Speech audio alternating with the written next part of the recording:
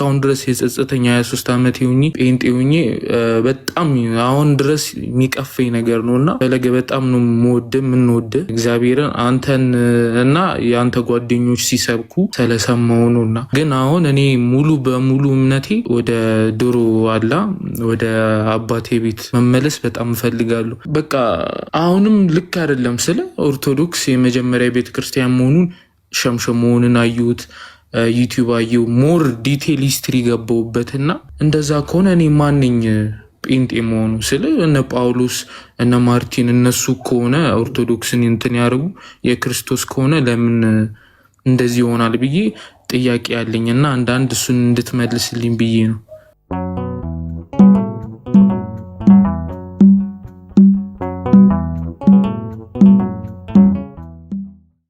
ሰላም ነው ፈለገ? እሺ ማን ነበር ስምህን ወንድማችን? ቃላብ። ቃላብ ከየት ቤተ እምነት ነው የመጣኸው? ከፕሮቴስታንት ነው ግን አሁን የግል አንብቤ አሁን ውጭ ነኝ። ሃይማኖት የለኝም ስለ ልክ ያልሆነ ነገር በጣም አየሁበትና ሞር ወደ ኦርቶዶክስ የግል ማለት አልገባኝም።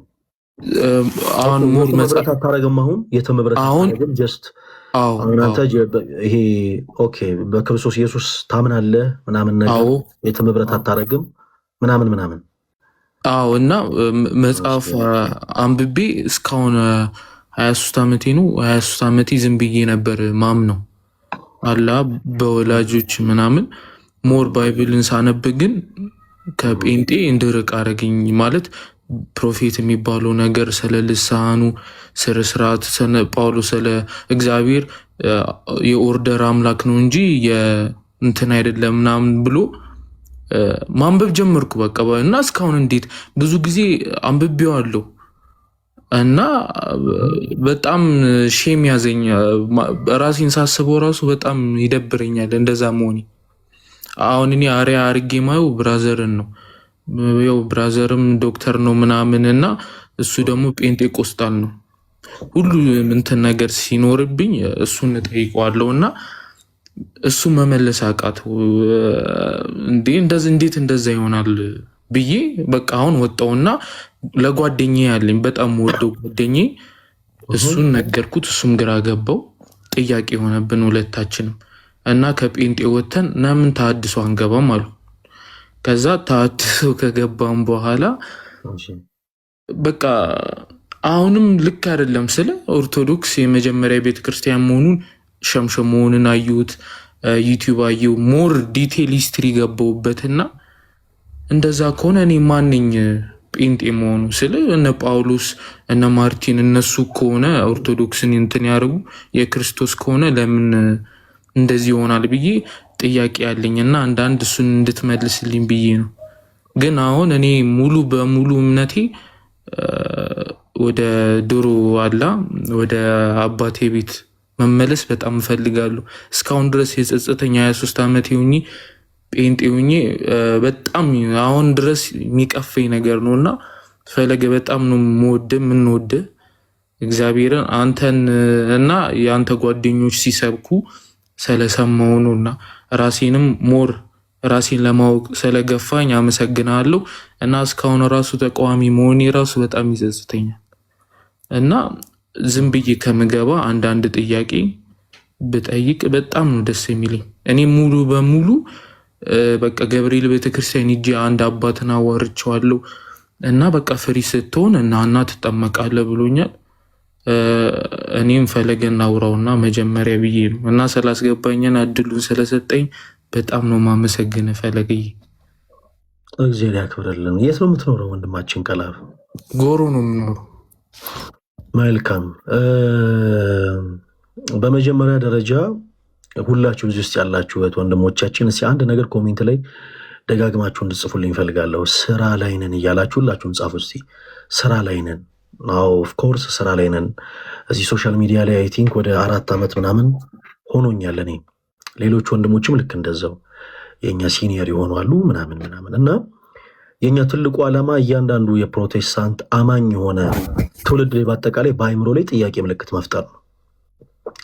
ከቻለን እያንዳንዱ ፕሮቴስታንት የሆነውን አማኝ በአጠቃላይ ካለበት ድቅድቅ የሆነ ጨለማ ወጥተው በክርስቶስ ፍቅር ወደሚደነቀው ብርሃን እንዲሸጋገሩ ምኞታችን ነው። ይህ የምናደርገው ስለምንጠላቸው አይደለም፣ ጌታ በሚያውቀው። ይህን የምናደርገው በክርስቶስ ፍቅር ስለምንወዳቸው ነው። ስራ ላይ ነን ያልኳችሁ ለዛ ነው። ዛሬም ድረስ በተለያዩ ቦታዎች ላይ በተለያየ ቸርች ውስጥ ህብረት የሚያደርጉ በተለይ ወጣት የሆኑ ትውልዶች በአጠቃላይ የእኛን ቪዲዮዎች በደንብ አድርገው ይከታተሉታል። እኔ ኤግዛክት ስንት ፎሎወር እንዳለኝ አላውቅም፣ ግን ከ500 እንደሚያልፍ አውቃለሁ። 500 ምናምን ያ ምናምኑን ቁጥር አላውቀውም። እና በእርግጠኝነት ከ500 ሺህ ምናምን ፎሎወር ውስጥ 250 በላይ የሚሆኑት ፕሮቴስታንቶች ናቸው። በደንብ ረዥም ጊዜ በ4 ዓመታት ውስጥ በአጠቃላይ የሚከታተሉ ፎሎ የሚያደርጉንን ሰዎች ረዥም ጊዜ ተመልክተን እናውቃለን። እና ኦልሞስት ከግማሽ በላይ እኛን ፎሎ የሚያደርጉት ፕሮቴስታንት የሆኑ እህት ወንድሞቻችን ናቸው። ፎሎ የሚያደርጉን ከኛ እየተጠቀሙ ስለሆነ ነው። እግዚአብሔር ይመስገን። በቃ የምንፈልገው ይህንን ነው።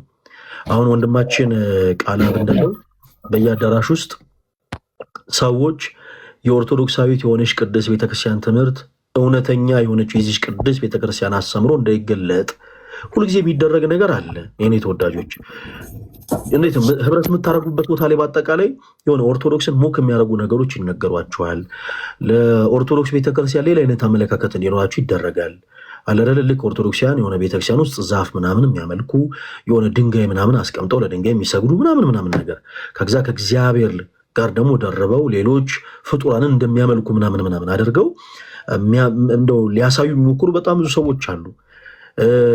ለምሳሌ ስለ አዲስ ኪዳን ታቦት ለምሳሌ እንደ ርዕስ ሆኖ ቢነሳ ስለ አዲስ ኪዳን ታቦት የለም የሚል ሀሳብን በመጽሐፍ ቅዱስ የማስረጃ አይነግሯችሁም፣ ግን ሞክ ያደርጋሉ። እዩዋቸው እንደዚህ የሆነ እንጨት ተሸክመው ኦርቶዶክሲያን ምናምን እያሉ ሰውን በሳቅ ልክ እንደ ጎርፍ እያሳሳቁ ወደ ተሳሳተ መንገድ ይነዱታል። ግን እግዚአብሔር ይመስገን ቲክቶክ የሚባል ሶሻል ሚዲያ መጣና ከባለቤቱ በላይ ያተረፍንበት። የቲክቶክ ፕላትፎርም ይህን አልጎሪዝሙን ሲኢኦ ሆኖ ክሬት ያደረገው ግለሰብ ከሱ የበለጠ እኛ ክርስቲያኖች አተረፍንበት። ለዘመናት ቤተክርስቲያንን ሳያውቁ ከቤተክርስቲያን ርቀው ያሉ ነፍሳቶች በአጠቃላይ ወደ ቤተክርስቲያን እንዲጨመሩ ምክንያት ሆነ ይሄ አልጎሪዝም። እግዚአብሔር ስሙ የተመሰገነ ይሁን። በህይወት ዘመናችን ማለት ቅድስት ቤተክርስቲያን ከዚህም በፊት ወንጌል ይሰበካል፣ ኦፍኮርስ አሁንም ይሰበካል፣ ወደፊትም ይሰበካል። ነገር ግን የሶሻል ሚዲያው ደግሞ ሞር ከቤተክርስቲያን ውጭ ላሉ ነፍሳት በደንብ ተገልግለንበታል። ስራ ላይ ነን። አሁንም በእያንዳንዱ የፕሮቴስታንት አማኝ አይምሮ ላይ ጥያቄ ምልክት መፍጠራችን አናውቁምም። ወንድማችን ቃላ ካለህበት ቀደመ ህይወት አንድ እርምጃ ሙቭ ማድረግን እጅግ በጣም ደስ ብሎኛል። ነገር ግን በየትኛውም አይነት ጊዜ ላይ ደግሞ ማለት ለሳምንትም ለወርም ለ2 ሳምንትም ያክል ሰዎች እንደው ጌታን ሳያገኙት ምን ማለት ነው በክርስቶስ ኢየሱስ ሳያምኑ ልክ በዮሐንስ ወንጌል ምዕራፍ 15 ላይ እንደተጠቀሰ እውነተኛ የሆነው የወይን ግንድ ጌታችን ኢየሱስ ነው እና እኛ ደግሞ በክርስቶስ ምናምን ቅርንጫፎች እንሆናለን። which means በማመን ከክርስቶስ ኢየሱስ ጋር እንጣበቃለን እና ቅርንጫፍ ሳትሆን መኖር የለብህም። ስለዚህ ምንድነው የምናደርገው? እንዲህ ተቻኩሎና መጽሐፍ ቅዱስ ያዝና መስክር ምናምን ሩጫ የለም እኛ ቤት ቃላቢ ይሄ ዝም ብሎ ሩጫ ወከባ የለም። ሰዎች ክርስቶስ ኢየሱስን ካለማወቅ ወደ ማወቅ እንዲሸጋገሩ ስለምንፈልግ በደንብ እንዲጠይቁ፣ በደንብ እንዲማሩ፣ በደንብ እንዲረዱ እንፈልጋለን። ስለዚህ በቻልነው አቅም ቃላብ ላገኝ እሞክራለሁ። በውስጥ መስመር ስልክህን አስቀምጥልኝ። እሺ ስልክህን አስቀምጥልኝ። ከላይቭ እንደወጣው እደውልልሃለሁ። ከዛ በኋላ ከዚህ ቀደም የኦርቶዶክስ ቤተክርስቲያን አማኝ ነበር ከቃላብ? አይ እድሜ ልክ ነው። 23 ዓመቴ ነው። ቤተሰቦች ሁሉም ጴንጤ ናቸው። እኔ ነኝ ጥያቄ ፈጥሮብኝ በቃ ገብቶኝ ነው እና ፈለገን ላውራው አንተን ስለምወድ አንተን አዋርቼ ሞር መልስ ካገኘው በኋላ ገብርኤል ጋር ሂጂ እጠመቅና እስቲ ማለት እስካሁን ድረስ እባረክ ነበር ሆነ ለመናገር ግን በጣም የጸጸተኝ ነገር እሱ ነው። እስካሁን ስንት ወንድሞቼና እህቶቼን ተከራክሬያለሁ። ማርያም አታማልድም ምናምን እያልኩ በቃ ኢየሱስ ክርስቶስ ብቻ ምናምን ግን ከቤተ ክርስቲያን ውጭ ሆነ ከቤተ ክርስቲያን ውጪ የሆነ የራስን ኢየሱስ መፍጠር እንደማትችል አሁን የገባኝ። ማለት ሁሉም ነገር ባይብል ላይ የለም፣ ኤርሊ ቸርች ውስጥ እንዳለ ተረዳው። መንፈስ ቅዱስ አምላክ እንደሆነ፣ ስላሴ አምላክ እንደሆነ እናውቃለን። ግን መንፈስ ቅዱስ አምላክ መሆኑን መጽሐፍ ላይ አልተጻፈም። ግን አምላክ እንደሆነ እናውቃለን። ሁሉ ነገር እንዳልተጻፈ አውቃለሁ። ግን ኤርሊ ቸርች አባቶቻችን ከየት አመጡት የሚለው ጥያቄ መጣ እና ዋና ራሱ እሱ ነው የሳበኝ። በደንብ ችግር የለም። አንተም እግዚአብሔር ያበርታ፣ በርታ። ሰው ቅድም እንዳልኩ ቁጥርህን በውስጥ አስቀምጥልኝ። እግዚአብሔር በረዳን መጠን ሁላችንም እናግዝ። እኔ ብቻ ሳልሆን ሶሻል ሚዲያ ላይ በጣም ብዙ ወንድሞች አሉ። እኔም ከነሱ ጋር አስተዋውቃለሁ። በደንብ ማወቅ የምትፈልገውን መረዳት የምትፈልገውን ነገሮች በአጠቃላይ እናወራለን። ያው ኦርቶዶክስ ቤተክርስቲያንን ወደ ማወቅ መሸጋገሩ መልካም ነው። ምክንያቱም የዚች ቤተክርስቲያን ራሷ ጉልላቷ ክርስቶስ ስለሆነ የእምነታችን ጀማሪና ፈጻሚው ጌታ ኢየሱስ ስለሆነ ማለት ነው። እና እግዚአብሔር ይርዳ። በውስጥ መስመር ቁጥርን አስቀምጥልኝ። እሺ ቃላም እና በውስጥ እናወራለን እናንተ። እሺ ጥያቄዎች እዛ ልንገር ወይስ ተገና? እደውልልህና ከላይቭ እንደወጣሁኝ አሁን አልቆይም፣ የተወሰነ ደቂቃ ነው የምቆየው እና ቁጥርን አስቀምጥልኝና እደውልልሃለሁ። እሺ እሺ ፈለግኝ። እናመሰግናለን። እሺ ወንድሜ እግዚአብሔር ያክብረልን። በጣም ነው የምናመሰግነው። እሺ አገልጋይ አብርሃም እንዴት አሉ? ፈለገ ሰላም ላንተ ይሁን። እንዴት ነህ? ደህና ነኝ። እኔ ፕሮፌት አብርሃም ነበረ። እንደ አጋጣሚ አገልጋይ አብርሃም ብዬ ሴቭ አድርጌን ለመቀየር ወር ሰጥቶብኝ መጣሁት። ያው ከዚህ በፊት አንተ ጋር መጥቼ ዲስኬስ ማድረግ ነበር። ፕሮፌት አብርሃም እሺ፣ ናፍቃል ጠፍተህ በሰላም ነው ጠፋኝ? ኦኬ ናፍቀህናል ነው ያሉት ፕሮፌት። አዎ ኮተነ እንወዳለን እኛ እኮ አንተን እኮ እንወዳለን እኛ። እግዚአብሔር ያክብርልኝ ፕሮፌት፣ በጣም ነው የማመሰግነው። እግዚአብሔር ያክብርልኝ። እንኳን ደህና መጡ። ከየት ቤተ እምነት ነበር የመጡት ፕሮፌት? ያው እኔ ጋር በጣም ብዙ ሰዎች ይገባሉ ይወጣሉ እና አንዳንዴ ይረሳሉ። ከየት ቤተ እምነት ነው የመጡት? እኛ ቤተ መዳን ዓለም አቀፍ ቤተክርስቲያን። ምን አሉ? ቤተ መዳን ዓለም አቀፍ ቤተክርስቲያን። ቤተ መዳን ያለም ቤተ መዳን ቤተክርስቲያን። ቤተ መዳን ነው እንዴ? እሺ። አይ ቤተ መዳን ያለም ሲሉኝ ከ11 ውቅር አብያተ ክርስቲያናት መካከል አንዱ ነው ላሊበላ ውስጥ ካሉ አብያተ ክርስቲያናት ውስጥ እና እንደው ገርሞኝ ነው። እሺ ቤተ መዳን ከሚባል ቤተ እምነት። እሺ ፕሮፌት እንኳን ደህና መጡ። ኦርቶዶክስ ቤተክርስቲያን ከመጽሐፍ ቅዱስ ውጭ የምታስተምረው ትምህርት አለ ብለው ለሚያምኑ እህት ወንድሞች እድል እየሰጠን ነው እርሱም የገቡት እና ኦርቶዶክስ ቤተክርስቲያን እነዚህ ትምህርቶች ከመጽሐፍ ቅዱስ ውጭ ናቸው የሚሏቸውን ሀሳቦች ማንሳት ይችላሉ ፕሮፌት? ኦርቶዶክስ ከመጽሐፍ ቅዱስ ውጭ የሆነውን ሀሳብ አለው ምለው ማርያም ታማልዳለች፣ ተነስታለች፣ አድርጋለች የምለው መጽሐፍ ቅዱስ ውስጥ የሌለውን ሀሳብ ነው የሚያስተምሩት። እሺ ይህንን እስቲ መጀመሪያ እሺ መልካም። ስለ ቅዱሳን ምልጃ ማለት ነው። ያው በቤተክርስቲያናችን አስተምሮ የእመቤታችን የቅድስት ድንግል ማርያም ምልጃ ተብሎ ለብቻ የተቀመጠ አስተምሮ የለም። ምልጃ ለቅዱሳን የተሰጠ ጸጋ ነው። ኢን ጀነራል እርሶ ድንግል ማርያምን ሜንሽን አረጉ እንጂ ለጊዜው በአጠቃላይ እርሶ የቅዱሳን ምልጃ የሚቀበሉ አይመስለኝም ፕሮፌት አይደለም? በህይወት ያሉ ናቸው። የሌለውም በህይወት የሉም። መማለድም ምንም መድረክ አይችሉም። ረፍት አንቀላፍቷል። መጽሐፍ ቅዱስ እንደሚለን አንቀላፍቷል እንጂ ስራ ላይ አይደሉም። ሊማልዱ አይችሉም። ያንቀላፍት በህይወት ያሉት ግን ፕሮፌት ከዚህ እኮ አሁን ወደ ዋናው እኮ ወደ ሀሳቡ ልንገባ ነው፣ ወደ ፍሬ ነገሩ። አሁን የቅዱሳን ምልጃ ጋር ተያይዞ ነው አይደለ? እርሶ ላይ ነው ሲፈልጉት። ባጭሩ እርሶ በቅዱሳን ምልጃ አያምኑም አይደለ ፕሮፌት? በህይወት ላሉት አምናለሁ። የሞቱ ሰዎች አንቀላፍቷሉ፣ ሊማልዱ አይችሉም። በህይወት ያሉት ግን ሊጸልዩ ለሌላው ሊማልዱ ይችላሉ። መጽሐፍ ቅዱስ መካከል የማልዱ እየጸለዩ አሉ። ከሞቱ ከአንቀላፉ በኋላ ስራ አቆመዋል። እረፍት ላይ ነው። አሁን አንቀላፍተው ነው ያሉት። እሺ፣ ስለዚህ አንዱ ክራይቴሪያ ነው ማለት ነው። በህይወት መኖርና ለመኖር ለምልጃ አንዱ ክራይቴሪያ ነው እያሉኝ ነው አይደለ ፕሮፌት? አዎ። መልካም። እሺ ብዙ ጊዜ እንደው ፕሮፌተር ሰውም እዚህ ውስጥ ያላችሁት ወንድሞችም እንድታደምጡ ፈልገው ነገር ብዙ ጊዜ በተለይ በፕሮቴስታንቱ ቤት ያሉ እህት ወንድሞቻችን በጌታ ፍቅር የምንወዳቸው እህት ወንድሞቻችን አንዳንድ መጽሐፍ ቅዱሳዊ የሆኑ ትምህርቶችን ሲቃወሙ የራሳቸውን ክራይቴሪያ ይፈጥራሉ። ለምሳሌ አሁን ለምልጃ በህይወት መኖር አለመኖር ምናምን የሚልን ነገር ማለት ነው። ኦኬ ለምሳሌ አሁን እርሶ እንዳሉት ፕሮፌት በህይወት መኖር እና አለመኖር መሰረታዊ ጉዳይ ነው ለምልጃ የሚለውን ነገር እንደው አስመረን እንያዝበት እና የቅዱሳን ምልጃን እርሱ አይቀበሉም። ኦኬ ወደፊት ሙቭ እናድርግ እስኪ። መላእክት ይሞታሉ ፕሮፌት። ለምሳሌ ቅዱሳን ስንል ቅዱሳን ሰዎች ቅዱሳን መላእክት ነው። አንድ ነገር አስተውሱ።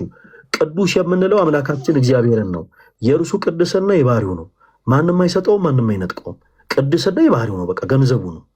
ቅዱሳን የምንላቸው ግን በጸጋ ቅድስናን ከአምላካችን ከእግዚአብሔር ጌን ያደረጉ ያገኙ ናቸው። ይሄ የጸጋ ቅድስና እንደተሰጠ ሁሉ የሚነጠቀው። ስለዚህ በጸጋ ቅድስናን ያገኙ ሁሉ በአጠቃላይ ቅዱሳን ናቸው። ቅዱሳን ስንል ሰዎችን ብቻ አይደለም። ቅዱሳን ስንል ቅዱሳን መላእክት፣ ቅዱሳን ሰዎች። ኦኬ ቅዱስ የሚል ቅጽል ያላቸው ነገሮች በአጠቃላይ ቅዱሳን ተብለው ይጠራሉ። ለምሳሌ ቅዱስ የሚል ቅጽል ያላቸው ቅዱሳን ሰዎችና ቅዱሳን መላእክት ብቻ አይደሉም። ኦኬ መጽሐፍ ቅዱስ የተለየ መጽሐፍ ስለሆነ የእግዚአብሔር ስንፋስ ያለበት መጽሐፍ ስለሆነ ቅዱስ የሚል ቅጽል አለው። የተቀደሱ ዕለታቶች ጭምር ኦኬ የተቀደሱ ስፍራዎችም ከሌላው ኒውትራል ከሆነው ቦታ የተለዩ የተመረጡ የነጹ ቦታዎች ስለሆኑ ቅዱስ የሚል ስያሜ ያላቸው ሰው ከነዛ ውስጥ አሁን ቅዱሳን ስንል ቀደም እንዳልኩት ቅዱሳን ሰዎችን ብቻ አይደለም የምናወራው ፕሮፌት መላእክትንም ነው። እና ከሞቱ አይሆንም አይ በህይወት ካሉ ምናምን የሚለውን ነገር እንድናጠራው መላእክት ይሞታሉ ፕሮፌት። እኔ ያወራሁት መላእክቶች መንፈስ ናቸው፣ አይዳሰሱም፣ አይጨበጡም፣ አይሞቱም፣ አይዋለዱም፣ አይባዙም። መላክና ሰው አይገናኝም። እኔ ያወራሁት ያለው አንደኛ መጀመሪያ ዙር ላይ ስለ ማርያም አነሳሁት። ወስደ መላክ ጋር አያይዜ ለማርያም መልስ መላክ ይሆናሉ ብለ ከሰጣይ ኦኬ የኮርስ ይቀበላል። ግን ያወራው ስለ ማርያም እና ስለ ሰው ነው። ስለ ሰው ተጠይቀ ስለ መላክ ቅዱሳን ፕሮፌት አንድ ነገር ላይ ታውራ ማብራሪያ ሲሰጥ በደንብ እየሰማው ይመስለኛል። ማብራሪያ ሲሰጥ ጣልቃ ሳልገባ አንድ ያረጉ ስለሆነ ነው። አንዳንድ ነገሮችን በስክር እየተረዱኝ አይደለም። አሁን ምን አለ መሰሎት ጥያቄ ስለ ማርያም ጠይቀው ስለ መላእክትኛ እየመለስንሎት አይደለም። ለምሳሌ ቅዱሳን የሚለው ጉዳይ ለእመቤታችን ለቅድስት ድንግል ማርያም ብቻ ወይም ደግሞ ለሐዋርያት ብቻ ወይም ደግሞ ለነቢያት ብቻ ወይም ደግሞ ለመላእክት ብቻ የተሰጠ ቅጽል አይደለም። ቅድም ያብራራሁሎት ለዛ ነው። እንዲህ አይነት ጉዳዮችን አሁን ኢንጂነራል ነው የምንመለከተው። የተቃወሙት ሰው ኢንጂነራል ስለሆነ ለምሳሌ ድንግል ማርያምን ብቻ ነጥለው አይቃወማለሁ ካሉ የቅዱሳን መላእክትን የቅዱሳን ሰዎችን ምልጃ እቀበላለሁ እያሉ ነው። የድንግል ማርያምን ብቻ ነው የማይቀበሉት ፕሮፌት ፈለገ። አንደኛ እኔ ማውራው ነገር ስለ መላክ እናወራለን። አንተ ዲቴል እናውራ ከተባለ እኔን ቆይ ስሜን ቆይ አንተ እኮ ሰው አፉ ሲከፍት ትገባለህ። እሺ ብቻ አውራና እኔ ልቀመጥና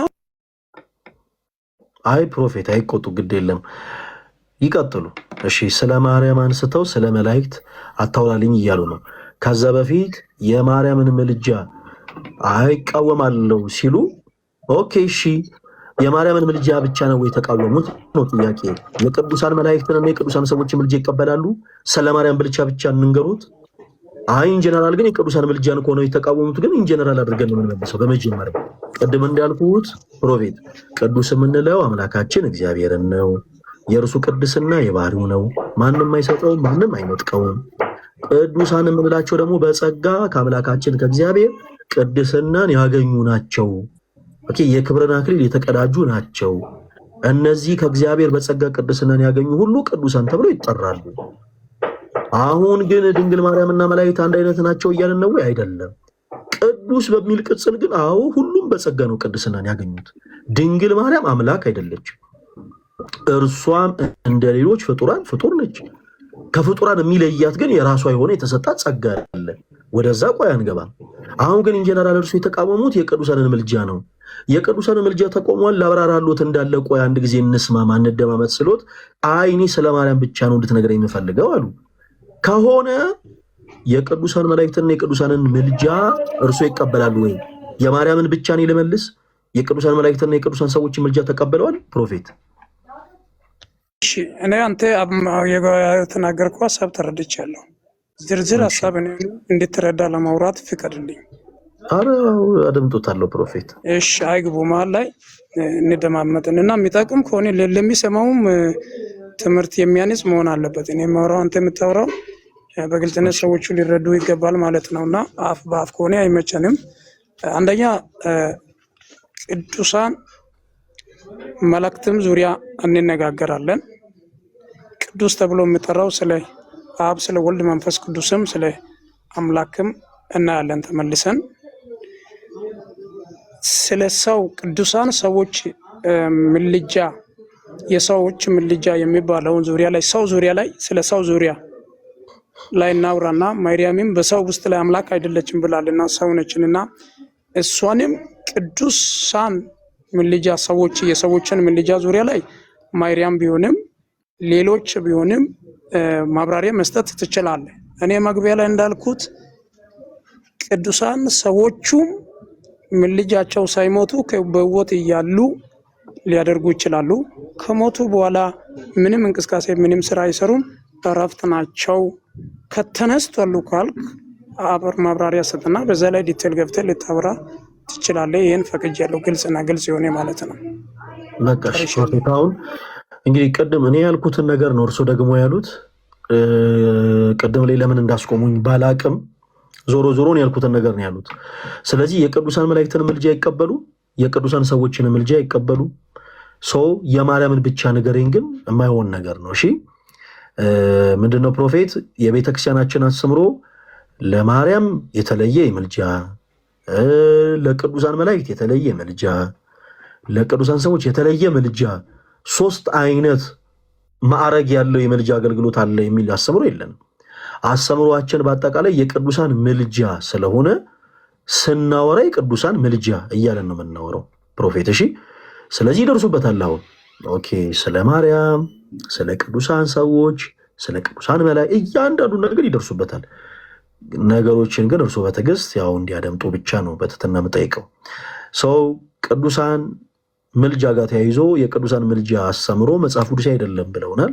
መልካም እሺ፣ የቅዱሳን ምልጃ አንተ ለእኔ ቀጥታ መልስ እኮ ግልጽ እኮ ነው የጠየኩት መሰለህ። አንተ ትምህርትና ወይ አስተምሮ እሰጣለሁ ካልክ ማብራሪያ እሰጣለሁ ካልክ ስትል ለእኔ መልስ የምትመልሰኝ ከሆነ ማርያም አታማልድም፣ ሞታለች፣ አልተነሳችም፣ ስለ ማርያም ብቻ ማብራሪያ ልትሰጠን ትችላለህ። ነገሮችን ፕሮፌት ወይ ስለ ማርያም ልታወራ ትችላለህ። ካልቻልክ ትምህርት አስተምሮ ከሌለ ስለ ማርያም የለም ብለህ ዝጋኝና እኔ ተዋለሁ። ፕሮፌት እኔ እኮ ክርስቲያን ነኝ እኮ በክርስቶስ ማመን ክርስቲያን ነኝ እና እንደው ስለ ማርያም ከኔ የተሻለ መናገር የሚችል ሲያለ ይመስሎታል? ከኛ ከክርስቲያኖች የበለጠ ስለ ክርስቶስ ኢየሱስ እናት ስለ ቅድስት ድንግል ማርያም መናገር የሚችል ያለ ይመስሎታል? ማንም አይኖርም። እናንተ በፍጹም ማርያምንም አታውቁትም፣ ማርያምንም አታውቁትም፣ አትመልሱም። እሷ ማትፈልገው ቦታ ትሰጣላችሁ። ስለ ማርያም እባክዎን አንድ ጊዜ አዳምጡን እንዴ። ስፔሲፊክ ስለ ማርያም ብለው ከመምጣቱ በፊት ስለ ቅዱሳን ምልጃ እናወራለን ፕሮፌት።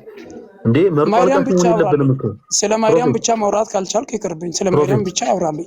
ፕሮፌት እባክዎት ይረጋጉ። ነገሮችን እንዴ ናፍቀህናል ምናምን ሲሉኝ ነበር። እየሸነገሉኝ ነው ማለት ነው። ቅድም አይደለም ቢሆንም እንኳን አገባብ አለብኝ እንጂ ስለ ማርያም ጠይቀህ አንተ ስለሌላው ለምን ትመልሳለህ? ስለ ማርያም መልስልኝ።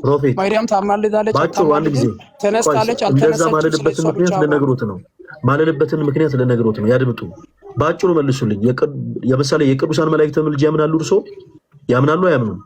እሱ ጋር ተመልሼ እሄዳለሁ። ስለ ማርያም ያምናሉ ወይስ አያምኑም? በመጀመሪያ መልሱልኝ። ያምናሉ ወይስ አያምኑም? ፕሮፌት ጥያቄ ለጥያቄ መልስ ሊሆን አይችልም። ያምናሉ። እምነቶትን የጠየቅኩት ያምናሉ ወይስ አያምኑም? አምናለሁ ወይ አላምንም ይበሉ። ይፍጠሩ። ፕሮፌት ስለ ማርያም ተጠይቀ ስለ መላእክት ምልጃ መልስ እሱ መልስ ሊሆን እኔ ስለ መላእክት ምልጃ ልመልስ ነው ላልመልስ ነው አላልኩትም። እባክዎት ተረጋግተው ያድምጡ። እንዴ ገና ስለምን ልናገር እንደሆነ እኮ ሳያውቁ ገና እንዲህ ሊለኝ ይሆን የሚል ነገር ራስዎትን አሳመሙት። ፕሮፌት እርሶ ስለጠየቁት ጥያቄ ሊመልሱልዎታለሁ። ምንም እንዳያስቡ። ቤተክርስቲያናችን የምታስተምረው ትምህርት ምንድን ነው የሚለውን ነገር በአጠቃላይ በደንብ ገልጠን እናሳዩታለን። ከዛ በፊት ግን ስለ ማርያም ብቻ ነው እኔ አሁን ስለ ማርያም ምልጃ ብቻ ነው ማወቅ የምፈልገው ከማለቱ በፊት እርሶ ለምሳሌ የቅዱሳን መላእክትን ምልጃ ያምናሉ ወይንስ አያምኑ? አጭር ጥያቄ። አምናለሁ ወይ አላምንም? እምነቱን ይንገሩ። እኔ መልስ የጠየቅኩትን ጠየከኝ አይደለም? እምነቱት አሁን መልስና አንተ የፈለግከውን ከዘፍጥረት እስከ ራዕይ እኔን ጠይቀኝ። ፕሮፌት እኔ ጥያቄ አሁን እኔ ነኝ ጠያቄ አንተ አይደለም። እኔ ነኝ ጥያቄ ትጠይቃለህ፣ በተራይ አንተ ተመልሰህ ትጠይቃለህ። ፕሮፌት እኔ ጥያቄ አልጠየቅኩትም። መጽሐፍ ቅዱስ ገልጦ ያብራሩልኝ አላልኩትም። እምነቱን የጠየቅኩት ኢየሱስ ጌታ ነው ብለው ያምናሉ? ፕሮፌት አያምኑም? ኢየሱስ ጌታ ነው ብለው ያምናሉ? ፕሮፌት እኔ ተውና ሰይጣንም ያምላ። ፕሮፌት ስለ እርሶ ነው የጠየቁት። ራሶትን ችለው ይመልሱ። ሌላ ነገር ሳይታከኩ ራሶችን ብቻ ችለው ይመልሱ። ኢየሱስ ጌታ ነው ብለው ያምናሉ? ፕሮፌት በደንብ እንጂ። በቃ ልክ እንደዚህ መልሱልኝ። በቅዱሳን መላእክት ምልጃ ያምናሉ ወይስ አያምኑ? ፕሮፌት ቅዱሳን መላእክት አያማልዱ። በቃ አያምኑ። ቴንክ ዩ። ስለዚህ እዚህ ጋር የማያምኑት መዓት ነገር እያለ አይ ስለዚህ ብቻ እንደው የማርያም በተራ አብራራ ካለ ስለ ማርያም እኮ ምንም የላችሁም። ስለሌለ ዳር ያስከትቸከራለ በቃ ስለ ማርያም አውራ። በቃ አንተ አሁን መልስ ካለ እንደዚህ ያብላለው ጊዜና አቃጥላለሁ ካልክ አውራኝ። ፕሮፌት እባክዎትን እንደዚህ አይነት ነገሮችን ባናረግ ደስ ይለኛል። አሁን እኔ ስለምን ላወራ እንደሆነ ሳያውቁ ለማውራት አይቸኩሉ እባክዎትን። ቅዱስ የምንለው አምላካችን እግዚአብሔርን ነው። በዚህ ይስማማሉ? አገልጋይ ፕሮፌት አንተ ቆይ ጥያቄ ላይ ነኝ። ለማርያም መልስ ሊሆን ይችላል። ስለዚህ መልስና ቀጥይ። ፕሮፌት የሰባን ሰብኩ አይደለም ያለው ቀይረ መጣ። የራስ ያካሄድን አረማመድ ሁሉ ቀይረ ጠፍተህ እንደዚህ ሆነ መጣ። እርሱ አገልጋይ ነው አይደለ? እርሱ ባሉበት እኮ ቤተ እምነት አይ ቲንክ አገልጋይ ነው።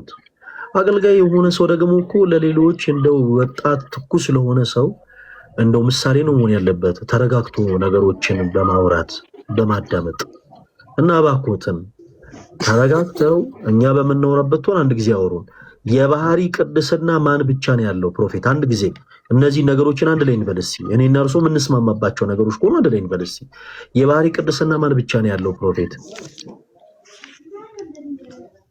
ማን ብቻ ነው ያለው? ፈለግ ትገር ማለት ነው። ፕሮፌት ይሄንን ይመልሱልኝ እንጂ እኔ ልግረሙት ግድ የለም። የኔን አግራሞት አንድ ጊዜ ያርፍሩት ያዘዩትና አንተ ጥያቄ አሁን ኦርቶዶክስ ማምኑት ነገር አለ የምትለው ካለ መልስ መመለስ ትችላለህ። አትችልም? ካልቻልክ ቀጥታ እኔን ጠይቀኝ። እኔ ሁሉንም መልስ ፕሮፌት መልስላለሁ። ቆይ አካኪ ዘራፉን ያዘዩት ግድ የለም። በመጀመሪያ አይደለም አንተ ማለት እኮ ምንም ማለት አይደለም። አንተ እንትን እባክዎትን ዳረ እባክዎትን የባህሪ ቅድስና ያለው ማን ነው? ፕሮፌት ባጭሩ ይመልሱልኝ። ይሄ እኮ በጣም እኮ ሲምፕል ህፃናት እኮ የሚናገሩት ነገር እኮ ነው እያነሳን ያለ ነው። የባህሪ ቅድስና ያለው ማን ነው? ፕሮፌት እየጠበቁ ነው። ፕሮፌት ጥያቄ የኔ ክፍለ ጊዜ ላይ እኔም ባህሪ ምንም ጠይቀኝ መልስላለሁ። የጠየቅኩት መጀመሪያ ጥያቄውን ጠይቀው ጨርሰዋል አይደለ? ፕሮፌት ጥያቄውን መልስልዎት ነው። ቆይ አድምጡ። መልስልዎት ነው እንዴ? መልስልዎት ነው እንዴ? ፕሮፌት ምን ሆነው ነው እንዴ? ስለተቆጡ ምናምን አካኪ ዘረፍ ስላሉ እኮ አይደለም እኮ ነገሮች የሚሆነው። ወረጋጉ እንደምትለው አይደለም እኮ ስያሜ መስጠት እኮ በፈለግ በደንብ ትችላለህ። በደንብ ስያሜ መስጠት እኮ ስያሜ ልሰጡት አይደለም። የጮሁት እርሶ የተቆጡት እርሶ እኔ ስያሜ ልሰጡት አይደለም። አንተ መልስ ተብለህ ሌላ ጥያቄ ትመልሳለህ እንዴ? አረ ፕሮፌት እንዴ ሰባ ሐሳብ አይደለም ያነሱት። እኛ ልንመልስልዎት ነው። ተረጋግተው ያድምጡን በጌታ በኢየሱስ ስም። አንድ ጊዜ ያድምጡን። የባህሪ ቅድስና ያለው ማን ነው? ፕሮፌት የእግዚአብሔር ባህሪያት ቆይ ስለምለው ከዛ ባህሪያት እኔ የእግዚአብሔር ባህሪ ምንድነው ብዬ አልጠየቅኩትም። ስለ ባብሪያ ማብራሪያ ሰጥቼ ያልጠየቅኩትን ነገር መልስላለሁ። ያልጠየቅኩትን ነገር አይመልሱ። አጭር መልስ ማብራሪያ ሰጥቼ የባህሪ ቅድስና ያለው ማን ነው? ማብራሪያ ሰጥቼ መልስላለሁ። የባህሪ ቅድስና ያለው ማን ነው? ባጭሩ ይመልሱልኝ። ምንም ማብራሪያ ያስፈልገው። የባህሪ ቅድስና ያለው ማን ነው? የባህሪ ቅድስና ያለው ማን ነው? የሚያውቁት ከሆነ ይመልሱልኝ። እግዚአብሔር ቅዱስ ነው። እኛም ደግሞ ባህሪ ቅዱስ እንዲሆን እግዚአብሔር ይፈልገዋል። መልስ እግዚአብሔር። እሺ ባህሪ ቅዱስ እግዚአብሔር ነው። ከእግዚአብሔር የተካፈለው ቅዱሳን የምንላቸው ቅድስናን በምን ያገኙ ናቸው? ፕሮፌት ቅዱሳን የምንላቸው ቅድስናን በምን ያገኙ ናቸው?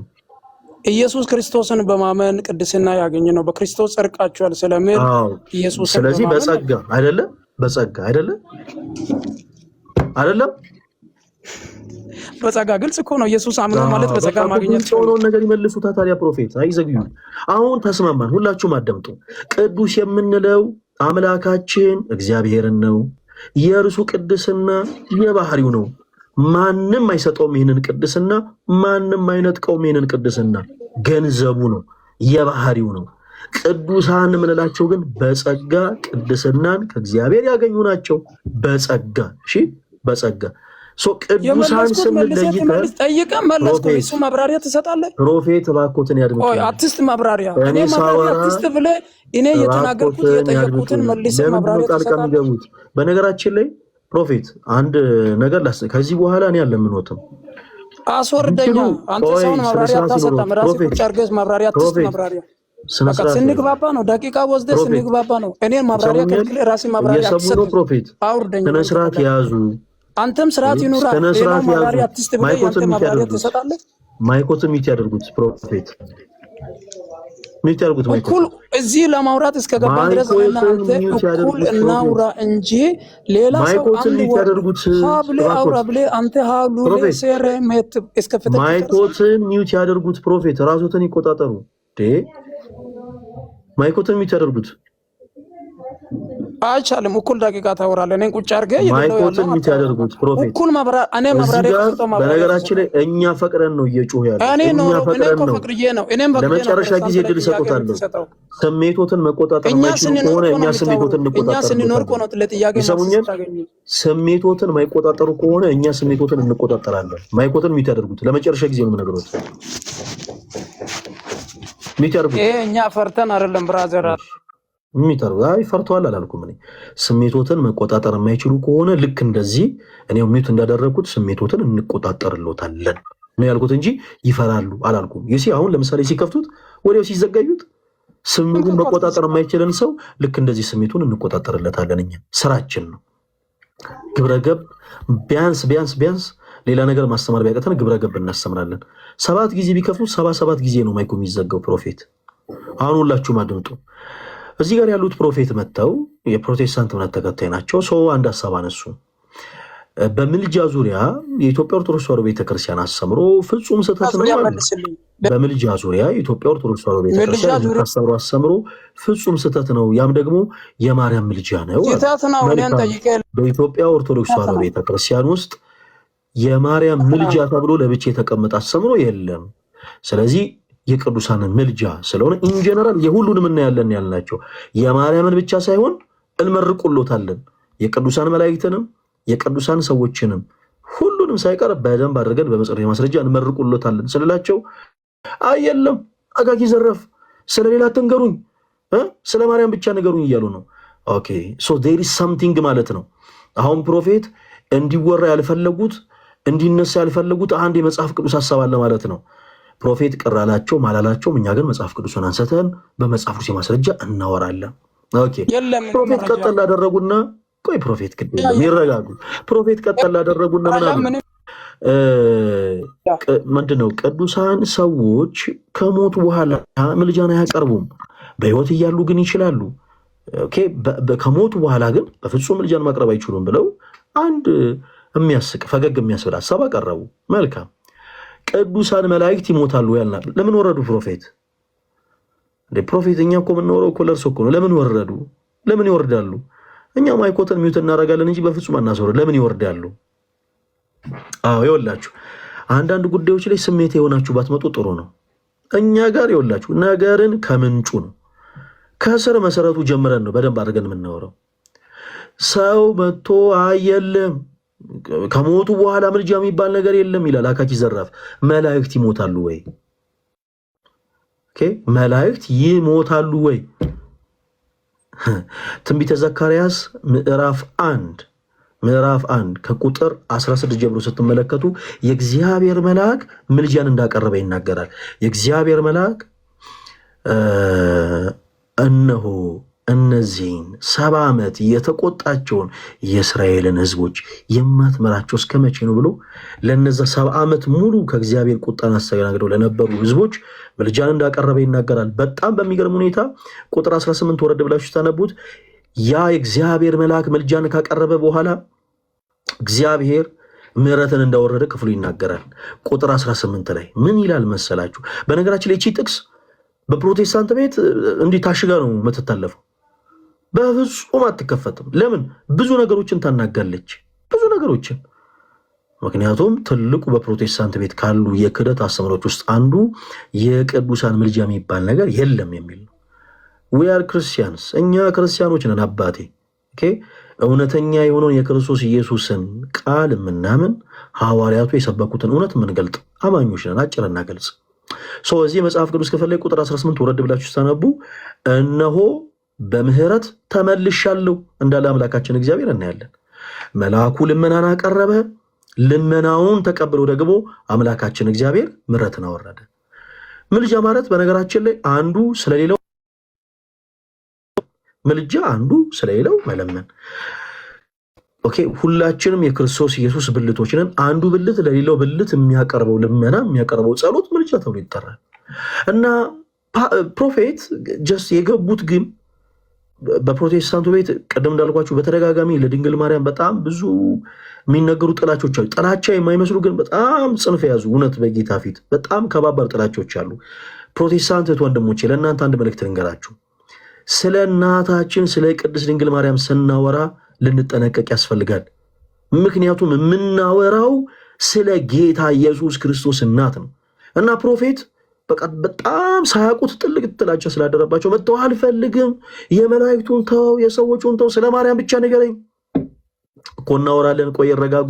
ማርያም ሞታለች አልተነሳችም። መጽሐፍ ቅዱሳቸው እኮ ማርያም ሞታለች እንኳን አይላቸውም እኮ። መጽሐፍ ቅዱስ ላይ ማርያም ሞታለች እንኳን አይልም እኮ። ግን በዘፍ ሞታለች በቃ አልተነሳችም፣ በዚህ ወጡ በዚህ ገብቶ ጌታ መጣው ነው። ኦኬ እሺ፣ በመጽሐፍ ቅዱስ ማስረጃ እናውራ።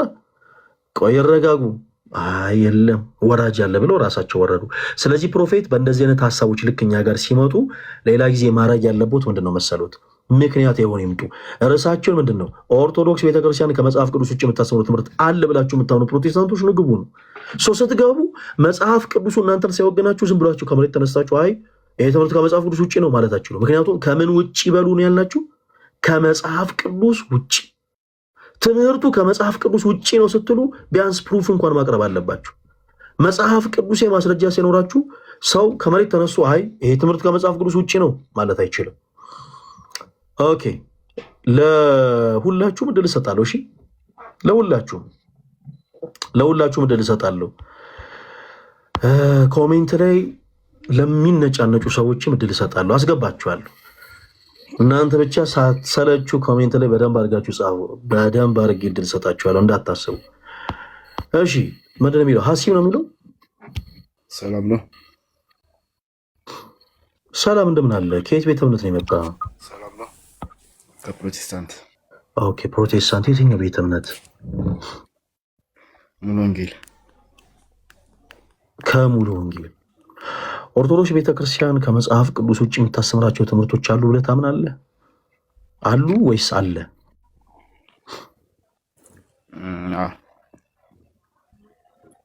አሉ። ብዙ ናቸው። ብዙ ሊኖሩ ይችላሉ። ግን እንደኔ ጥያቄ የሚሆንብኝ ነገር አንደኛ ምንድነው ይሄ? አንተ ጥያቄ የሚሆንብህ ነገር አይደለም የጠየቅን ወንድማችን። ኮሜንት ላይ አንተ ምንም አታውቅም ሀሳቦች። ቆይ ተረጋጋ እንጂ ወንድማችን ተረጋጋ። አሁን እዚህ ገስ ላይ ስገባ እንደ ኮሜንቱ አይደለም፣ ሰው እንደመጣለት ጽፎ የሚሄድበት ቦታ አይደለም ገስት። ኦኬ፣ በደንብ ተረጋጋና አድምጠኝ እሺ። ኦርቶዶክስ ቤተክርስቲያን ከመጽሐፍ ቅዱስ ውጭ የምታስተምራቸው ትምህርቶች አሉ ወይስ የሉም ስለ ምን ብለህ መለስክልኝ ወንድማችን? አሉ ብለህ መለስክልኝ። የትኞቹ ትምህርቶች ናቸው ከመጽሐፍ ቅዱስ ውጭ የሆኑት? እስኪ ትምህርቶቹን እያነሳ ንገረን። ሁላችሁም አድምጡት። ኧረ ንገረን እንጂ። አንደኛ ይሄ እንድናለን እየዳንን ነው ድነናል የሚለው አስተምህሮ። ሁለተኛ ደግሞ ቅድም ስታወራ የነበረው ስለ እሺ ስለ ቅዱሳን ምልጃ እሺ ሌላስ እስቲ መጀመሪያ ይመልስልኝ መልስልሃለሁ ግን ሌላስ አሉ ብለህ በጣም ስላፏጨህበት አይ ዝም ብለህ ምንዘረዘረው ምንም እንትን የለውማ ጥቅም የለውም አለው ለኔ አለው እስቲ ንገረኝ አሉ ብለህ የፎከርክበትን የትኞቹ እኔ አላውቀውም እኔ እንጂ እኔ አላውቀውም ንገረኝ እኔ ፕሮቴስታንት አይደለሁም እኔ ክርስቲያን ነኝ ንገረኝ የትኞቹ ያወራን ያለ ነው ስለ ፕሮቴስታንት አይደለም እኮ አዎ የኛ ትምህርት መጽሐፍ ቅዱስ መሰረት አለው ብለን እናምናለን እኛ ከመጽሐፍ ቅዱስ ውጪ ናቸው ብለን እናምናለን ስለዚህ የአንተን እምነት ላሳይ ነው ተረጋጋ ወንድማችን አሉ ያልክባቸውን ንገረን ነው ወይስ ሌላ የምታውቀው የለም እንዴ ነገርኩህ እኮ ግዴታ እያንዳንዱ ማለት አለብኝ የለም በቃ ችግር የለውም ለጊዜው እቺ ነው የምታውቀው አንተ የምታውቃትን በደንብ አድርገን አሰምረን እንልካለን እሺ በጣም ጥሩ ሁላችሁም አድምጣችኋል የመጀመሪያው ስለ ሳሊቬሽን ያነሳው ስለ ሳሊቬሽን የነገረ ድነት ትምህርት በጣም ጣፋጭ ሆነ ርዕስ ነው ያነሳው ኦኬ የኢትዮጵያ ኦርቶዶክስ ተዋሕዶ ቤተክርስቲያን በነገረ ድነት ዙሪያ ያለው አስተምሮ ስህተት ነው ብለናል ኦኬ እምነትና ስራ ወይም ደግሞ አንተ እንዳልከው ሰዎች ድናለን የዳንን ነው እንድናለን የሚሉት ድነናል የዳንን ነው እንድናለን የሚሉት ሐሳቦች ስህተት ናቸው የሚል ነገር ነግረናል በጣም ጥሩ ሰው ይሄ የቤተክርስቲያን የነገረ ድነት ትምህርት ማለት ሰዎች በእምነትና በስራ ኦኬ የዘላለም ህይወትን ያገኛሉ የሚለው ትምህርት ከመጽሐፍ ቅዱስ ውጪ ስለመሆኑ ማስረጃ ስጠን ሰዎች በማመናቸው ብቻ የዘላለም ህይወት ያገኛሉ ብለህ ታምናለህ ወንድማችን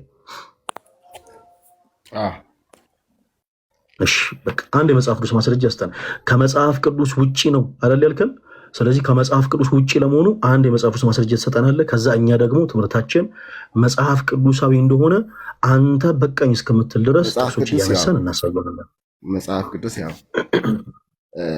ጸጋው በእምነት እንዳዳነን ነው የሚናገረው እና በጸጋው ደግሞ አንድ እንዳዳነን ነው ጥቅስ አውጣና ንገረን የመጽሐፍ ቅዱስ ጥቅስ አውጣና ንገረን ምን ላይ አውጣና ንገረን ቨርሱን ባላስታውሰውም ግን ጸጋው በእምነት አድኗቸዋል ይላል ይህን ቨርስ ይህን ጥቅስ አታስታውስ አይከብድም ኮሜንት ላይ ተቀምጠ አንተ ምንም አታውቅም ማለት ብራዘር ምን ታደርጋለህ መሰለህ ሌሎች ሰዎች እስከማስተናግድ ድረስ ማይክል ሚውት ታደርግና ጥቅስ ለምን መልስልኛ እንዴ ተረጋጋ እኮ ጥቅስ አምጣ ዝም ብለህ በኦራል አንተ ስለክ ምናወራ ነገር የለም የመጽሐፍ ቅዱስ አምጣ ጥቅስ ምን ላይ እንደሆነ አምጣው ጥቅስ ሳታውቅ ይኸውልህ ምንድነው መሰለህ እኔ ፐርሰናሊ ይሄ አንተ እኮ ማስረጃ ሳትይዝ ቆይ አትጩ እያወራ ከሆነ እያደመጠን አይደለም እሺ ተረጋግተህ አድምጠን አውቃለሁ ብለው የሚታበዩ ሰዎች ነው አይመቹም የመጽሐፍ ቅዱስን 2% ሳያነቡ ከዘፍጥረት እስከ ዮሐንስ ላይ እንዳነበበ አክት የሚያደርጉ ሰዎች አይመቹኝም ስለዚህ ምን ታደርጋለህ ሰዎች በማመናቸው ብቻ የዘላለም ህይወትን ያገኛሉ ብለህናል በማመናቸው ብቻ የዘላለም ህይወት እንደሚያገኙ የሚናገር አንድ የመጽሐፍ ቅዱስ ማስረጃ አምጣ አንድ ነው ያልነህ እሺ አናለፋህም አናደክምህም አንተ አሁኑኑ መጽሐፍ ቅዱስ ግለጥ መጽሐፍ ቅዱስን ገልጠ አንድ ጥቅስ ታመጣልናለህ ጥቅሱን እንፈልገዋለን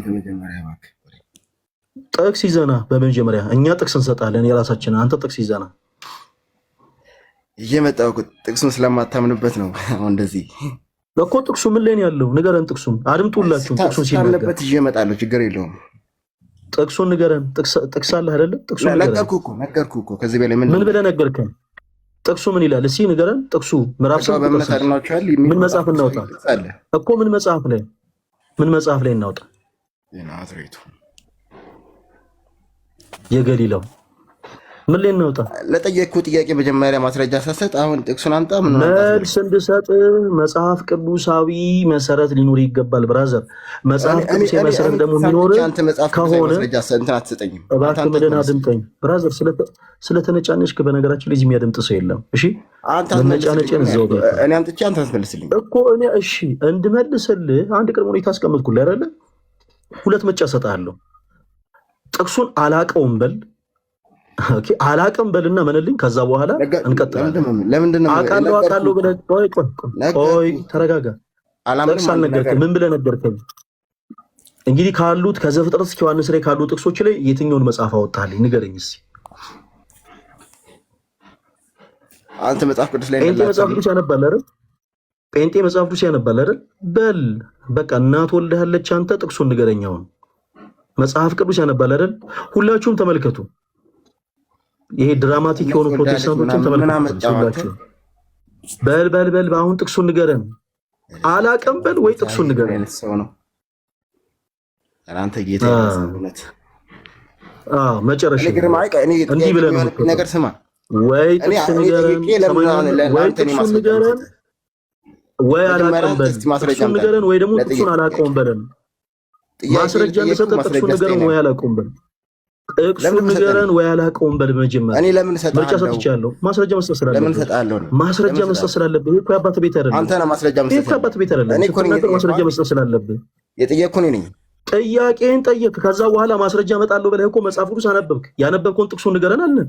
አይን ፍጠጥ ጥርስ ግጥጥ የምታውቀው ነገር የለም። ከዛ ቃለው ብለህ ደግሞ ትኮፈሳለህ። ወንድማችን የጠየቅኩህ እኔ ነኝ። ጥቅስ ንገረን። ጥቅሱን ንገረን። ያነበብከው ምን ላይ ነው? ወደዛ በል። ያነበብከው ምን ላይ ነው? ጥቅስ አለ ንገረን። በራስ ጊዜ እንደዚህ ይውረድ ዴነችና።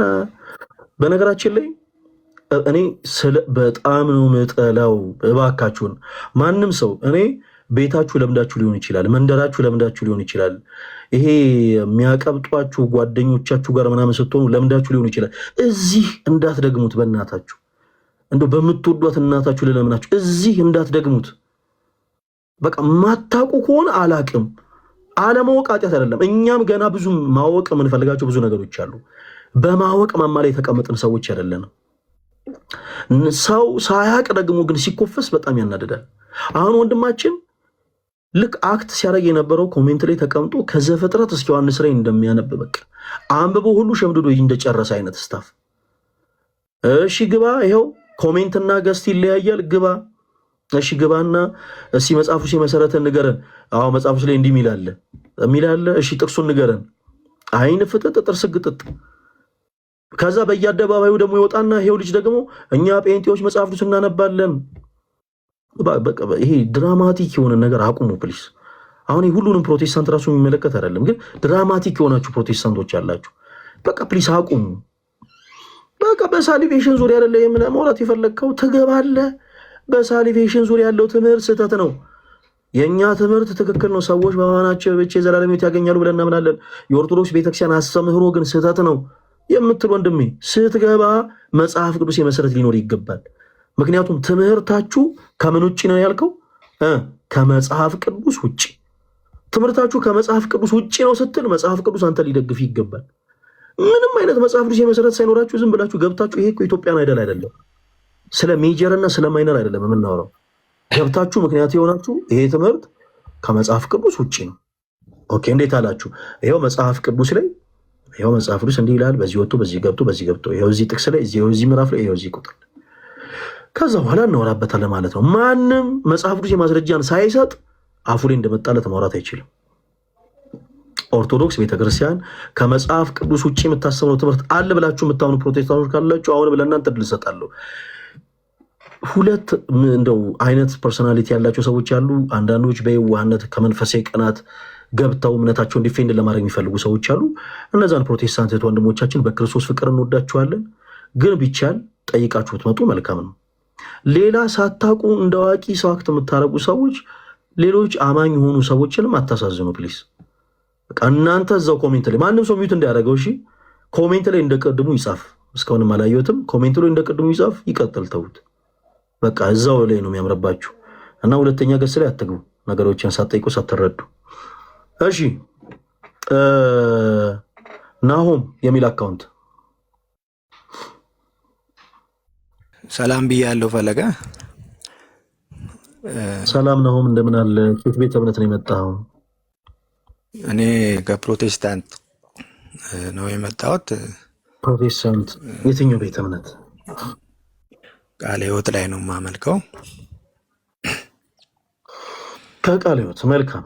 እሺ ኦርቶዶክስ ቤተክርስቲያን ከመጽሐፍ ቅዱስ ውጭ የምታሰራቸው ትምህርቶች አሉ ብለህ ታምናለህ? አዎ አሉ። ከመጽሐፍ ቅዱስ ውጭ ከመጽሐፍ ቅዱሱ ጋር የሚቃረኑ አስተምሮች አሉ ብዬ አምናለሁ እና የትኞቹ ትምህርቶች ማንሳት የምፈልገው ለጊዜው መጽሐፍ ቅዱስ አንደኛ ጢሞቴዎስ ምዕራፍ 2 ቁጥር 5 ላይ አንድ እግዚአብሔር አለና በሰው በእግዚአብሔር መካከል ያለው መካከለኛው ደግሞ አንድ አለ፣ እርሱም ሰው የሆነው ኢየሱስ ክርስቶስ ነው ይላል። ስለዚህ መጽሐፍ ቅዱሳችን በግልጽ በዛ ስፍራ ላይ በአንደኛ ጢሞቴዎስ ምዕራፍ 2 ቁጥር 5 ላይ መካከለኛው በሰውና በእግዚአብሔር መካከል ያለ መካከለኛው ሰው የሆነው ኢየሱስ ክርስቶስ እንደሆነ ይመሰክርልናል። ይህን ቤተክርስቲያን ጥያቄውን ሰምተዋል አይደለ ወንድማችን? ነው ከይቅርታ ጋር ኦርቶዶክስ ቤተክርስቲያን ከመጽሐፍ ቅዱስ ውጭ የምታሰበውን ትምህርት ነው የጠየቁ። አንተ ደግሞ መካከለኛ የሚል ሀሳብ አነሳልኝ። ኦርቶዶክስ ቤተክርስቲያን ኢየሱስ ክርስቶስ መካከለኛ እንደሆነ ታስተምራለች። በእግዚአብሔርና በሰው መካከል ያለው መካከለኛ እንደሆነ ታስተምራለች። የትምህርታችን መሰረት ነው። ኢየሱስ ክርስቶስ የአዲስ ኪዳኑ ሊቀ ካህናት እንደሆነ ታስተምራለች። ኢየሱስ ክርስቶስ የአዲስ ኪዳኑ ሊቀ ካህናት አስታራቂያችንም እንደሆነ ታስተምራለች። ያስታረቀው ከማን ጋር ነው? ከራሱ ጋር ከባሪዎቱ ከመንፈስ ቅዱስና ከባሪ አባቱ ከእግዚአብሔር አብ ጋር አስታርቆናል። ይሄንን ቤተክርስቲያን ታስተምራለች፣ መካከለኛ መሆኑን ታስተምራለች። አሁን ግን ለእናንተ ድል እየሰጠን ያለ ነው ኦርቶዶክስ ቤተክርስቲያን ከመጽሐፍ ቅዱስ ውጭ የምታስተምራቸውን ትምህርቶች። ይሄ ትምህርት ከመጽሐፍ ቅዱስ ውጭ ነው። ከመጽሐፍ ቅዱስ ውጭ ስለመሆኑ ከዛ በኋላ ደግሞ ማስረጃ ሰጡናላችሁ። ነው ማወራውን ነገር ሳልጨርስ ምን ብዬ ልጨርስ ነበር? እስኪ አሁን ንገረኝ። መጨረሻ ላይ ምን ልል ነበር? አዎ በእርግጥ አቋርጠኸኝ ነው። እኔም ሀሳቤን ሳልጨርስ ነው ያቋረጥከኝ። እኔ ምክንያት የሆኝን ያቋረጥኩ አንተ መልስ ለመስጠት ግን ሄድከው። መጨረሻ ላይ እኔ ምን ልል እንደነበር አውቀ ነው ናሆምዬ? አዎ ሀሳብ ስለገባኝ ነው። መጨረሻ ላይ ምን ልል እንደሆነ አውቀሃል? እሺ ንገረኝ። መጨረሻ ላይ ምን ልል ነበረ? ናሆም ንገረኝ አንድ ጊዜ። መጨረሻ ላይ ምን ልል ስል ነው የገባኸው? መካከለኛነቱን ከሊቀ ክህነት ጋር እያገናኘህ ነው ልታወራ የፈለግከውና መካከለኛ አልፈለግኩም። ነገሮች ላይ ቸኩለህ አትግባ ያልኩ ለዛ ነው። እሺ ነው እኔ የምለውን ነገር እኔ ራሴ ልጨርሰው። እሺ እኔም ታደምጠኝና ከዛ በኋላ አንተ ደግሞ ሀሳብህን ትቀጥላለህ። ያስቆምኩ ለምንድን ነው? የአንተ ሀሳብ ወደ ሌላ አይነት ርዕስ ሄደ። የእኛ ርዕስ ደግሞ ምንድን ነው? በደንብ አድርገህ አዳምጠኝ ነው። ሁላችሁም አድምጡ እሺ። ኦርቶዶክስ ቤተክርስቲያን ከመጽሐፍ ቅዱስ ውጭ የምታስተምረው ትምህርት አለ ብላችሁ የምታምኑ ፕሮቴስታንት ወንድሞቻችን ኑ ግቡ። ከዛ በመጽሐፍ ማስረጃ ይሄ ትምህርት ከመጽሐፍ ቅዱስ ውጭ ነው በሉ። በምን ማስረጃ? በመጽሐፍ ቅዱሳዊ ማስረጃ። ኦኬ ሰው ስትገባ ቤተክርስቲያን የማታስተምራቸውን ትምህርቶች ነው አንተ አታስተምርም ማለት ያለብን። ኦኬ ለምሳሌ ስለ መካከለኛ አነሳ። አዎ ቤተክርስቲያናችን ክርስቶስ መካከለኛ እንደሆነ ታስተምራለች።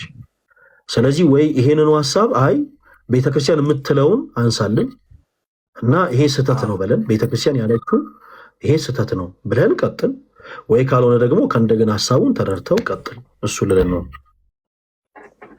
እኔ እስካሁን በማውቀው ደግሞ ቅዱሳን ጻድቃን ሰማዕታት ማርያምን ጨምሮ በእግዚአብሔርና በሰው መካከል ሊገቡ እንደሚችሉ መካከለኛ ሊሆኑ እንደሚችሉ ማለትም ሊያማልዱ እንደሚችሉ የሰዎችን ጸሎት ወደ እግዚአብሔር የሚያደርሱ ከእግዚአብሔር የሆነውን ነገር ደግሞ ወደ ሰው የሚያደርሱ እንደሆነ ትምህርት ሲሰጥ በተደጋጋሚ ይሰማል። እና ይሄ ነገር ሐሰት እንደሆነ ለመናገር ነው የምፈልገው። ማለት መጽሐፍ ቅዱሳችን ከሰው የሆነውን ነገር ወደ እግዚአብሔር ሊያደርስ የሚችል ከእግዚአብሔር የሆነውን ነገር ደግሞ ወደ ሰው ሊያደርስ የሚችል በመካከል የሚገኘው ኢየሱስ ክርስቶስ ብቻ ነው።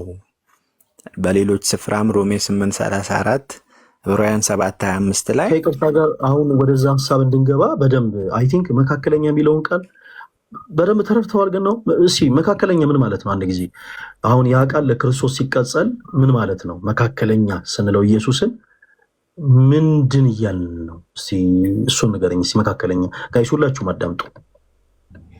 ምክንያቱም ምልጃና መካከለኛ ማለት የተለያዩ ጉዳዮች ናቸው። አንተ አሁን መካከለኛ ኢየሱስ ሆኖ ሳለ ከዛ መካከለኛ ናቸው አላልንም እኛ። ኦፍኮርስ ግን የቅዱሳን ምልጃን እናምናለን። የቅዱሳን ምልጃ ሌላ ጉዳይ ነው። በእግዚአብሔርና በሰው ደግሞ ያለው መካከለኛ ደግሞ ክርስቶስ ኢየሱስ ነው ማለት ደግሞ ሌላ ጉዳይ ነው። መካከለኛ የሚለውን ሀሳብ ከምን አንግል ነው የተረዳኸው? ምክንያቱም አንተ አንድን ነገር ስታብራራ መቼም መጽሐፍ ቅዱሳዊ መሰረት ሊኖር ይገባል። እና መካከለኛ ምን ማለት ነው? አሁን ምን ብለን የተረዳኸው? መካከለኛ ማለት በመካከል የሚገኝ ማለት ነው። በቃ በሰውና በእግዚአብሔር መካከል የሚገኝ ማለት ነው። ግልጽ በሆነ ቋንቋ በመካከል ያለ ማለት ነው። ከሰው የሆነ እግዚአብሔር ሊያደርስ የሚችል ሰውን ወክሎ በእግዚአብሔር ፊት ሊታይ፣ ሰውን ወክሎ በእግዚአብሔር ፊት ሊቆም የሚችል እንደገናም ደግሞ ከእግዚአብሔር የሆነውን ወደ ሰው ሊያደርስ የሚችል በመካከል የሚገኝ ማለት ነው። በሰውና በእግዚአብሔር መካከል የሚገኝ ማለት ነው መካከለኛ ማለት።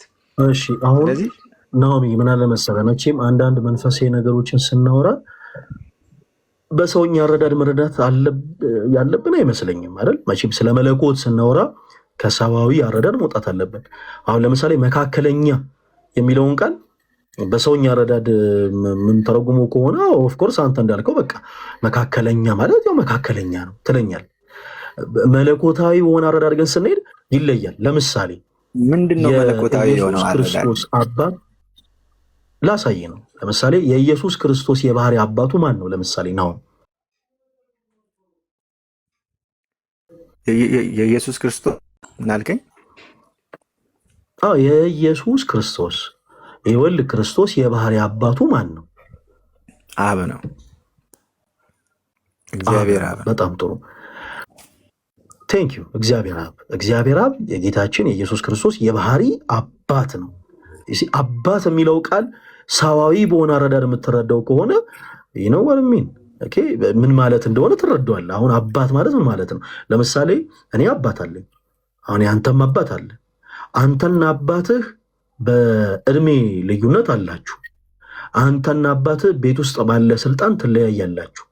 አንተና አባትህ በስራ ድርሻ ትለያያላችሁ። አንተና አባትህ በመገኘት ደረጃ ራሱ የሰኮንድ የሰዓታት አይደለም የብዙ ዓመታት ልዩነት አላችሁ። ኦኬ የብዙ ዓመታት አንተና አባትህ። ይሄ ምድራዊ ሰዋዊ የሆነ አረዳድ ነው ማለት ነው። ሰዋዊ በሆነ አረዳድ አባት ስትል ሰው ላይ ሊመጣ የሚችለው መረዳት ያ ነው አባት ማለት። ስለዚህ የኢየሱስ ክርስቶስ አባት እግዚአብሔር አብ ስንል ግን ሰዋዊ በሆነ አረዳድ አይደለም የምትለው አይደለም ነው አይደለም። ተረድተኛል ነው። የኢየሱስ ክርስቶስ አባት ስንል ልክ የአንተ አባት ለአንተ አባት እንደሆነው ነው እግዚአብሔር አብ ለክርስቶስ አባት የሆነው እንደዛ ብለህ ነው የምትረዳው? አይደለም። ቴንክ ዩ። ስለዚህ ልክ እንዲህ አይነት ቃላቶችን ምንድነው የምናደርገው? ሰዋዊ ከሆነ አረዳድ ወጥተን ነው የምንረዳው ማለት ነው። ምን ማለት ነው? መለኮታዊ በሆነ አረዳድ ነው የምንረዳው። ለምሳሌ ክርስቶስ መለኮት ነው፣ ከሶስቱ ቅዱስ አንዱ ቅዱስ ነው። ስለዚህ ክርስቶስ ተወለደ ስንል ሰዋዊ ከሆነ አረዳድ ወጣ ብለን ነው ማለት ነው የምንመለከተው። ክርስቶስ ለምሳሌ በስጋ ተወለደ ስንል እንዲሁ ዝም ብለን ልክ እኔ ተጸንሼ እንደተወለድኩት አይደለም ጌታ የተወለደው። ያለ ዘራ ብሲ ከግብረ መንፈስ ቅዱስ ነው የተወለደው። ይሄ ከሰው አሰራር ውጭ በሆነ በመንፈስ ቅዱስ ድንቅ በሆነ አሰራር መለኮታዊ በሆነ ጥበብ ናሆም ትቸኩላለህ? ከይቅርታ ጋር አልቸኩልም፣ ግን ወደ ሌላ ሀሳብ እየገባን የጠየቁን መልስልኝ። ትቸኩላለህ ወይስ አትቸኩልም? የጠየቁን ብቻ መልስልኝ። አልቸኩልም። በቃ ስለዚህ ማቸኩል ከሆነ እኛም አንቸኩልም። እሺ ሁላችሁም ኮሜንት ላይ አንቸኩልም እያላችሁ ጻፉለት። እኛም አንቸኩልም ነው። በደንብ ተረጋግታ አድምጠን። እስካሁን እኮ እየመለስክልን ነበረ። አሁን ድንገት መሀል ላይ ወራጅ ያለ ማለት ያለብህ አይመስለኝም። እስካሁን ጥሩ ሄደን መሀል ላይ ከርሳችን ወጥተናል ብለህ ልክ ከእንቅልፉ እንደሚባድን ሰው መባነን ያለብህ አይመስለኝም። እያወራን ያለ ነው አንተ ራስህ ሊድ ባደረግከን መንገድ ያነሳነውን ሀሳብ ነው። ኦኬ ለምሳሌ መካከለኛ ስትል ምን ማለት ነው ስንል ጀስ በሰውኛ ረዳዳ አንተ ዝም ብለህ መካከለኛ ማለት በቃ መካከል ያለ ነው ከሰውና መሀል ሴንተር ላይ ያለ ነው አልክ። ሌላም ደግሞ ነገር ልንገርህ፣ ሌላም ነገር ላንሳለን። ይሄን ሰዋዊና መለኮት የሆነ አረዳድ ምንድን ነው ብለህ አንተ ራስህ ስላነሳው ሌላም ላንሳለን። ለምሳሌ ክርስቶስ ከአባቱ በየት በኩል ተቀመጠ ብለህ ታምናለህ? አሁን በአብ ቀኝ ተቀመጠ ምሳሌ ነው። ኦኬ በአባቱ ቀኝ። ኦኬ ወልድ በአብ ቀኝ ተቀመጠ አይደል? መንፈስ ቅዱስስ በስተ ራእይ መጽሐፍ ላይ በዙፋኑ ዙሪያ እንዳለ ይናገራል።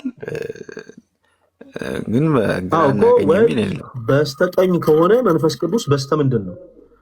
አሁን ይሄ ሰዋዊና መለኮት የሆነ አነራረር እንድትረዳው ነው። አሁን አንተ ያልካቸውን ሀሳቦች በነገራችን ላይ ለመናገር በጣም ሲምፕል ነው። ማንበብ አይጠይቅም፣ ብዙ ማወቅ አይጠይቅም። ጀስ የሆነ ሰው በግምት የሆኑ ነገሮችን አንስቶ ማውራት በሚችሉ አይነት መልኩ ማውራት ይቻላል። አሁን እኔ ያነሳሁልህ ይሄን ፓርት ግን አንተ ራስህ ስላነሳው እንድትረዳው ፈልጋለሁ። መካከለኛ ስንል ምን ማለት ነው? ጭራሽ ኮምፕሊትሊ ሳትረዳው ነው አንተ ከምልጃ ጋር እያገናኘ ያለው። ምልጃ ሌላ ኮንሰፕት ነው፣ መካከለኛ ማለት ደግሞ ሌላ ኮንሰፕት ነው። አይ ምን ማለት ነው ሰዋዊና መለኮት የሆነ አረዳድ ምን ማለት ነው ስትለን ደግሞ ይህን ምሳሌ ያመጣንልን። የመጀመሪያው ምሳሌ ምንድን ነው? ለምሳሌ የኢየሱስ ክርስቶስ አባቱ ማን ነው አለን? እግዚአብሔር አብ። ባይዘዌ በጣም ፕሮቴስታንቶች ወንድሞቻችን በዚህ አጋጣሚ ነገረ ክርስቶስ ላይ የምትስቱት ትምህርተ ሥላሴ ላይ መረዳቱ ስለሌላቸው ነው። ናሆምም ይሄን 100% እርግጠኛ ሆኜ ነው ነገራችሁ።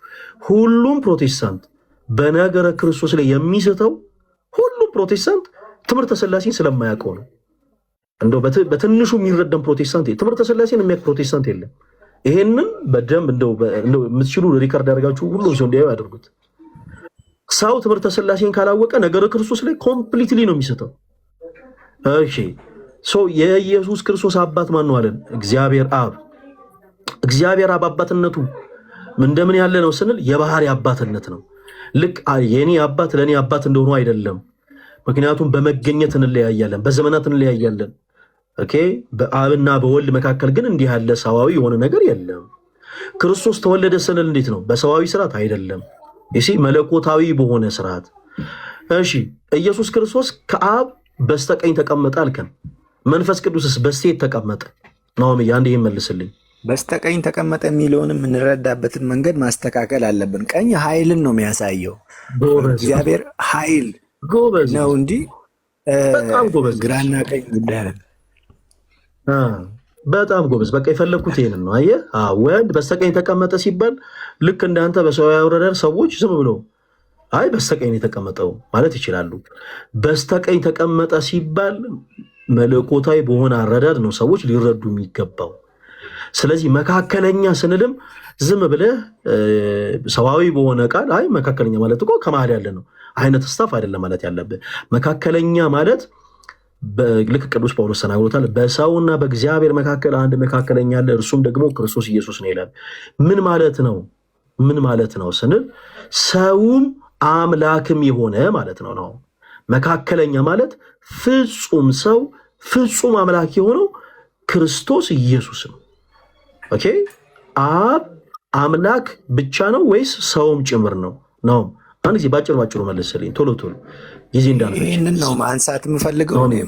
ፍጹም ሰው ፍጹም አምላክ ስለሆነ ሰውንም አምላክንም መወከል የሚችል ኢየሱስ ክርስቶስ ብቻ ነው። ነው እባክህን አንድ ጊዜ እንጨርስ። ያዝ ነው ሁለት እግር አለ ተብሎ ለዛፍ አይወጣም ማለት። አሁን የጀመርኩልህን ነገር ሳንጨርስ ወደ ሌላ ነገር አትሄድ እሺ። ተወዳጅ ወንድማችን እግዚአብሔር አብ አምላክ ብቻ ነው ወይስ ሰውም ጭምር ነው? አንድ ጊዜ አንተ መረዳት ባጭሩ መልስልኝ። ሰው የሆነው ወልድ ነው፣ ክርስቶስ ነው። እግዚአብሔር አብ ሰው አለ። ስለ አብ ነው የጠየቅኩ ነው። በጌታ በኢየሱስ ስም አውቃችሁ አታድርቁኝ እንጂ ናውምዬ፣ እንዳንተ አይነት በጣም ብዙ ሰዎች ይገባሉና እኔ ደግሞ ይደክመኛል። አሁን እኔ ስል የወልድ ስም ጠርቼልሃለሁ አልጠራውም። ስለ አብ አይደል የጠየቅኩ? እሺ በደንብ አድርገህ አድምጠኝ እሺ እባክህ። ከሶስቱ ቅዱስ አንዱ ቅዱስ እግዚአብሔር አብ አምላክ ብቻ ነው ወይንስ ሰውም ጭምር ነው? አምላክ ብቻ ነው። አምላክ ብቻ ነው። ከሶስቱ ቅዱስ አንዱ ቅዱስ የሆነው መንፈስ ቅዱስ አምላክ ብቻ ነው ወይንስ ሰውም ጭምር ነው? አምላክ ብቻ ነው። እኛ ሰዎችስ ሰዎች ብቻ ነን ወይንስ አምላክም ጭምር ነን? ሰዎች ብቻ ነን። ከሶስቱ ቅዱስ አንዱ ቅዱስ በስጋ የተወለደው ክርስቶስ ኢየሱስ አምላክ ብቻ ነው ወይንስ ፍጹም ሰውም ጭምር ነው? ፍጹም ሰው ፍጹም አምላክ ነው። በጣም ጎበዝ ልጅ። ስለዚህ ቅዱስ ጳውሎስ ይህንን ምስጢር ሲያመሰጥር በእግዚአብሔርና በሰው መካከል አንድ መካከለኛ አለ፣ እርሱም ደግሞ ክርስቶስ ኢየሱስ ነው አለ። ስለዚህ መካከለኛ ነው ክርስቶስ። ኦፍኮርስ መካከለኛ ነው። መካከለኝነቱ ምንን ነው የሚያሳየው ስንል ልክ ይሄ ከመጽሐፍ አጠገብ ስልክ ካለ ፕሊስ እባክህን አቁሞ። እሺ ልክ ከመጽሐፍ መደርደሪያዎቼ መሀል ላይ እንዳለ አቅጣጫን ጠቋሚን የሆነ አይነት አረዳድ ሳይሆን ሊኖረን የሚገባው መለኮታዊ የሆነ አረዳድ ነው። ስለዚህ መካከለኛነቱን ቤተክርስቲያን ታስተምራለች ወይ? ኦፍኮርስ ታስተምራለች። ክርስቶስን መካከለኛ ስንል ግን ምን እያለን ነው? ፍጹም ሰው ፍጹም አምላክ የሆነ እያለን ነው። ኦኬ። ስለዚህ ይሄንን በዚህ ተረዳን። አይ ቲንክ አንተ ግን ማለት የፈለግከው ዞሮ አሁን ይሄን ያክል ታይም ከወሰደን አይቀር አንተ ማለት እየፈለግክ ያለው የኢየሱስ ክርስቶስን ምልጃ ቤተክርስቲያን አታምንም ነው። አይ ቲንክ አይደል? ኢየሱስ ክርስቶስ አማላጅ መሆኑን ቤተክርስቲያን አታምንም የሚል ሐሳብ ነው አይደል? ልታነሳ የፈለግከው ነው። በዚህ ወደዛ ነው መግባት የምፈልገው። ለምን መጽሐፍ ቅዱስ በግልጽ በሌሎችም ስፍራዎች ላይ የክርስቶስ ኢየሱስን አማላጅነት ይናገራል።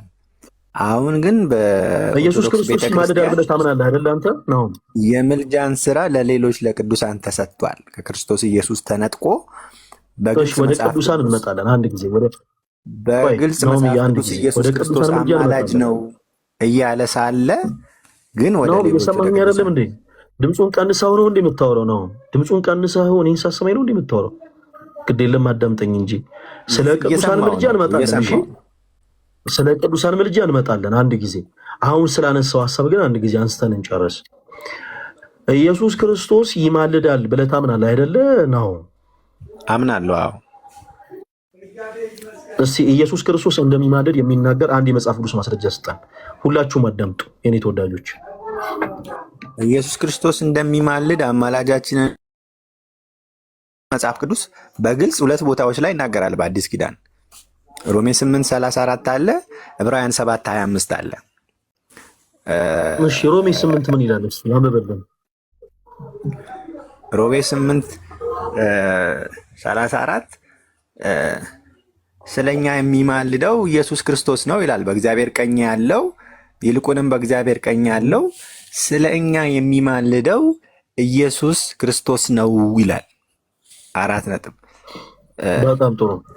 ይሄኛው ስለኛ የሚማልደው ወይም ደግሞ ይማልዳል የሚለው ቃል ምልጃን ነው የሚያሳየው ነው። እንግዲህ ቃል በቃል መጽሐፍ ቅዱስን የምንረዳ ከሆነ የተጻፈው ለኛ ነው። ወዴትም መውሰድ ያለብን አይመስልም። ምልጃ ነው የሚያሳየው ነው። ምልጃ ነው የሚያሳየው። ከምልጃ ውጭ ምንን ሊያሳይ ይችላል? ስለኛ የሚማልደው እያለን ይልቁንም ስለኛ የሚማልደው በእኛ ሊሆንልን የሚችል ስለኛ የሚታየው እያለ በግልጽ የሚያሳይ ከሆነ ለምን ሌላ ትርጉም እንፈልጋለን? በአንጻሩ ደግሞ ጻድቃንንም ሌሎችን መለከት መጽሐፍ ቅዱስ በአዲስ ኪዳናችን ምንም አይነት መረጃ አይሰጠንም። አንድ ጊዜ ያዝነውን እንጨርስ። ተወዳጅ ወንድማችን ቆይ እንጂ እርግጠኛ አትሁን። በነገሮች እኮ ገና ልናወራ እኮ ነው። ስለ ቅዱሳን ምልጃ አንድ ጊዜ እናወራ። በመሀል ላይ ስለ ክርስቶስ እያወራኸኝ መሀል ላይ ያው የቅዱሳን ምልጃ ደግሞ ብለህ ሌላ ቦታ አትሄድ። እሺ ፕሊስ እባክህን የጀመረውን እንጨርስ። እሺ የኔ ተወዳጆች ሁላችሁም አልምጡ። አሁን ፕሮቴስታንቲዝም ትምህርተ ሥላሴን አያውቅም የምንለው ለዚህ ነው። ቅድም እንዳልኳችሁ ትምህርተ ሥላሴን ያላወቀ ሰው ነገረ ክርስቶስን በምላት እና በስፋት ማስረዳት አይችልም። ሰዎች ነገረ ክርስቶስን ለመረዳት ትምህርተ ሥላሴን ጠንቅቀው ሊረዱ ይገባል። የትምህርት ሁሉ በላጩ ትምህርት ትምህርተ ሥላሴ ስለሆነ ወንድማችን ነውም ለአንተ ስለሆነ ማወራው ወደ ላይቭ ብትመለስ ደስ ይለኛል። ከላይቭ አትውጣ። እኛው ባትወጣም እንቀጥላለን። እሺ ወንድማችን ነውም ምን አይነት ፖይንት አነሳ? ኢየሱስ ክርስቶስ አማላጅ ነው አለን። ኢየሱስ ክርስቶስ አማላጅ ነው አለን። ቅድስት ቤተክርስቲያናችን ክርስቶስ በደሙ መፍሰስ የምልጃ አገልግሎትን እንዳቀረበ ታብናለች፣ ታስተምራለች። ባይዘው ኦኬ። በደሙ መፍሰስ አንድ ጊዜ ስንት ጊዜ? አንድ ጊዜ በደሙ መፍሰስ በመስቀሉ የምልጃ አገልግሎትን እንዳቀረበ ቅድስት ቤተክርስቲያን ታስተምራለች። ኢየሱስ ክርስቶስ አሁንም ግን አማላጅ ነው ብላ ግን እኔ ሳወራ እባክህን አንድ ጊዜ አድምጠኝ። እዚህ ጋር አንድ ሐሳቤን ላክ። ጌታ ሆይ አሁን አንተ እያልክ ያለኸው እኔ ሳወራ አድምጠኝ እንጂ እኔ ማወራውን አዳምጠኝ ነው። አይ እዚሁ እየተያያዘ እኔ ማወራውን ማዳመጥ አለብን። አብረን በጋራ እንድንሄድ ብዬ እኮ ነው እዚሁ። እሺ ወንድማችን ነው አንድ ጊዜ ነገሮችን እስኪጨርስ በደንብ አድምጠኝ። እሺ ቅድስት ቤተክርስቲያናችን ክርስቶስ አንድ ጊዜ በደሙ መፍሰስ በመስቀሉ ባቀረበው የቤዛነት ስራ የክህነት አገልግሎት አንድ ጊዜ ባቀረበው በደሙ መፍሰስ በዛ በመስቀሉ ስር አንድ ጊዜ ምልጃን እንዳቀረበ አዎ ታምናለች፣ አዎ ታሰምራለች።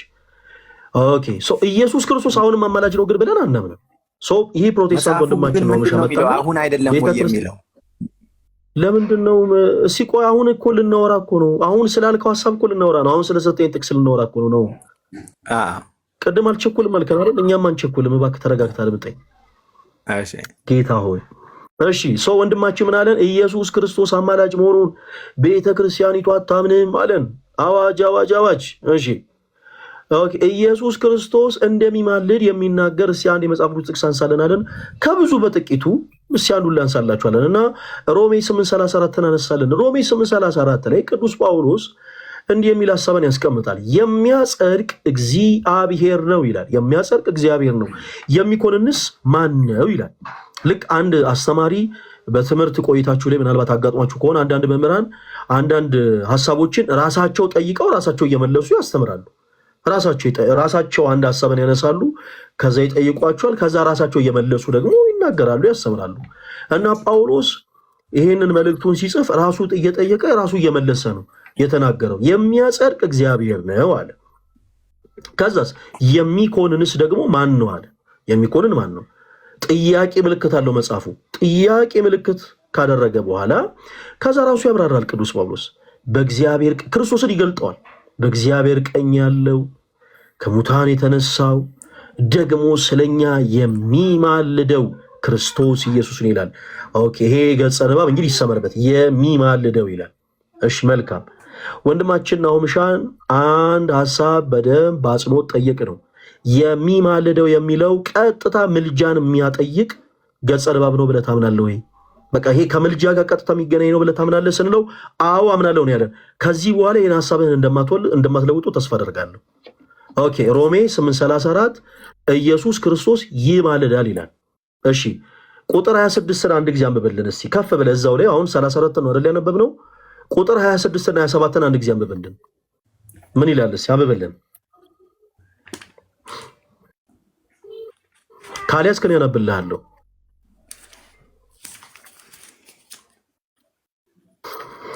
ሮሜ 26 እና 27ን አንብብልን። መንፈስ እንዲሁ ደግሞ መንፈስ ድካማችንን ያግዘናል፣ እንዴት መጸለይ እንደሚገባን አናውቅምና መንፈስ ግን በቃላት ሊገለጥ በማይችል መቃተት ለእኛ ይማልድልናል። ልባችንንም የሚመረምረው እርሱ የመንፈስ ሐሳብ ያውቃል፣ ምክንያቱም መንፈስ እንደ እግዚአብሔር ፈቃድ ለቅዱሳን ይማልዳልና። እሺ መንፈስ ቅዱስ ለቅዱሳን ምን ይላል? ይማልዳልና። በጣም ጥሩ። እሺ ኦኬ ይማልዳል ማለት ምን ማለት ነው? አማላጅ ማለት ነው አይደል? ከምልጃ ጋር ይገናኛል ብለኛል አይደል? ነው። በጣም ጥሩ። ኦኬ መንፈስ ቅዱስ ይማልዳል ብለህ ታምናለህ? መንፈስ ቅዱስ አማላጅ ነው ብለህ ታምናለህ? በእኛ ውስጥ ሆኖ እኛ ጸሎት እንዴት እንደምንጸልይ እንኳ ስለማናውቅ የእግዚአብሔር ፈቃድ ትክክለኛውን ለእኛ የሚገባውን ነገር ያንን ስለማናውቅ በእኛ ውስጥ ያደረው መንፈስ ቅዱስ በእኛ ውስጥ ሆኖ ስለኛ ይማልድልናል። ይጸልያል እንደማለት ነው። ይማልድልናል። ያማልዳል ማለት ኦልሬዲ ምልጃን ያቀርባል እያልከ ነው። ይማልዳል የሚለውን በምን ሐሳብ እንረዳው ስንል ቅድም በየትኛው ኮንሰፕት እንረዳው ስንል በምልጃ ብለናል። ኦኬ በምልጃ ኮንሰፕት ነው የምንረዳው። አማርኛው እንግዲህ እንደምታዩት አማርኛ ቋንቋ ተናጋሪዎችንን ሁሉ ብለናል። ስለዚህ በቀጥታ እንደምትረዱት ምልጃን ነው የሚያጠይቀው አልከን። እሺ ቁጥር 26 እና 27 ላይ የተለያዩ ነገሮችን ይናገራል። እንዲሁ ደግሞ መንፈስ ድካማችን ያግዛል፣ እንዴት መጸለይ እንዳለብን አናውቅምና፣ ነገር ግን መንፈሱ ራሱ በማይናገር መቃተት ይማልድልናል ይላል። እሺ ከዛ ቁጥር 27 ላይ ደግሞ እንደ እግዚአብሔር ፈቃድ ለቅዱሳን ይማልዳል ይላል። ኦኬ መንፈስ ቅዱስ አማላጅ ነው ነው? አዎ እኛ ይማልዳል። በውስጣችን ያደረው በእኛ ውስጥ ሆኖ ስለ ሁኔታችን መንፈስ ቅዱስ አማላጅ ነው ወይ? በእኛ ውስጥ ሆኖ በጠየቅኩ ወይ መልስልኝ። መንፈስ ቅዱስ አማላጅ ነው ወይ? አማላጅ ነው ልንለው እንችላለን። እንግዲህ በዚህ ጥቅስ መሰረት ይማልደልናል ካለ አማላጅ ነው። አዎ ይማልድልናል፣ የጠየቅኩን ስለኛ ጥያቄ አንድ ጊዜ ይማልድልናል። በቀጥታ አሁን ይኸውልህ ጥቅሱ አንድ ጊዜ ነው። አሁን ይሄ የኢትዮጵያን አይደል አይደለም። ይኸውልህ ምን አለ መሰለህ አሴት ሰጥተህ የሆነ ቀርም ምናምን እንዳይለው የሆነ እንዲህ ቢሆን ምናምን የምትለው ነገር አይደለም። እሺ ስለ እምነት ነው የጠየቅኩ። ቅድም ስትመጣ ኢየሱስ አማላጅ ነው፣ ኢየሱስ አማላጅ ነው አልከን። እሺ ቁጥር 27 ላይ ደግሞ ለምሳሌ እንደ እግዚአብሔር ፈቃድ ለቅዱሳን ይማልዳል ይላል። ማን? መንፈስ ቅዱስ። መንፈስ ቅዱስ አማላጅ ነው ብለህ ታምናለህ ወይንስ አታምንም? አዎ አምናለሁ ወይ አላምንም ነው መልሱ። አምናለሁ። ታምናለህ? በጣም ጥሩ። እሺ በጣም ጥሩ። መንፈስ ቅዱስ ከማን ጋር ነው የሚያማልድህ? ከማን ጋር ነው የሚያማልድህ? የጠየቅኩህ መልስ የመንፈስ ቅዱስና ከማን ጋር ነው የሚያማልድህ? ማብራሪያ ያለው ሙሉ ለብቻው የተጻፈ ጥቅስ ስላልሆነ አማላጅ እንደሆነ አምናለሁ አልከን እኮ። መንፈስ ቅዱስ ነው አሁን ይጸልያል ወደ አንድ ሀሳብ እንደው እኛን ክርስቲያኖችን የተቃወምክ መስሎ ሳታውቀው አንተ ከመንፈስ ቅዱስ ጋር ነው እየተጋጨ ያለው። መንፈስ ቅዱስ አማላጅ ነው ወይ ስለ አዎ አማላጅ ነው አልከን። ከማን ጋር ነው የሚያማልድህ? አይደለም አልከን። አሁን ደግሞ እሺ ከእንደገና ልጠይቅህ፣ መንፈስ ቅዱስ አማላጅ ነው ወይንስ አይደለም? አይ ሐሳቤን ነው። አይ እኔ መግለጽ የፈለግኩት ይህንን አይደለም ነው ያልኩት እንጂ መንፈስ ቅዱስ ምልጃ ከጸሎት ጋር የተገናኘ ነው። ከእንደገና ችግር የለው መልስልኝ። መንፈስ ቅዱስ አማላጅ ነው ወይንስ አይደለም ነው? አዎ ያማልዳል፣ ይማልድልናል።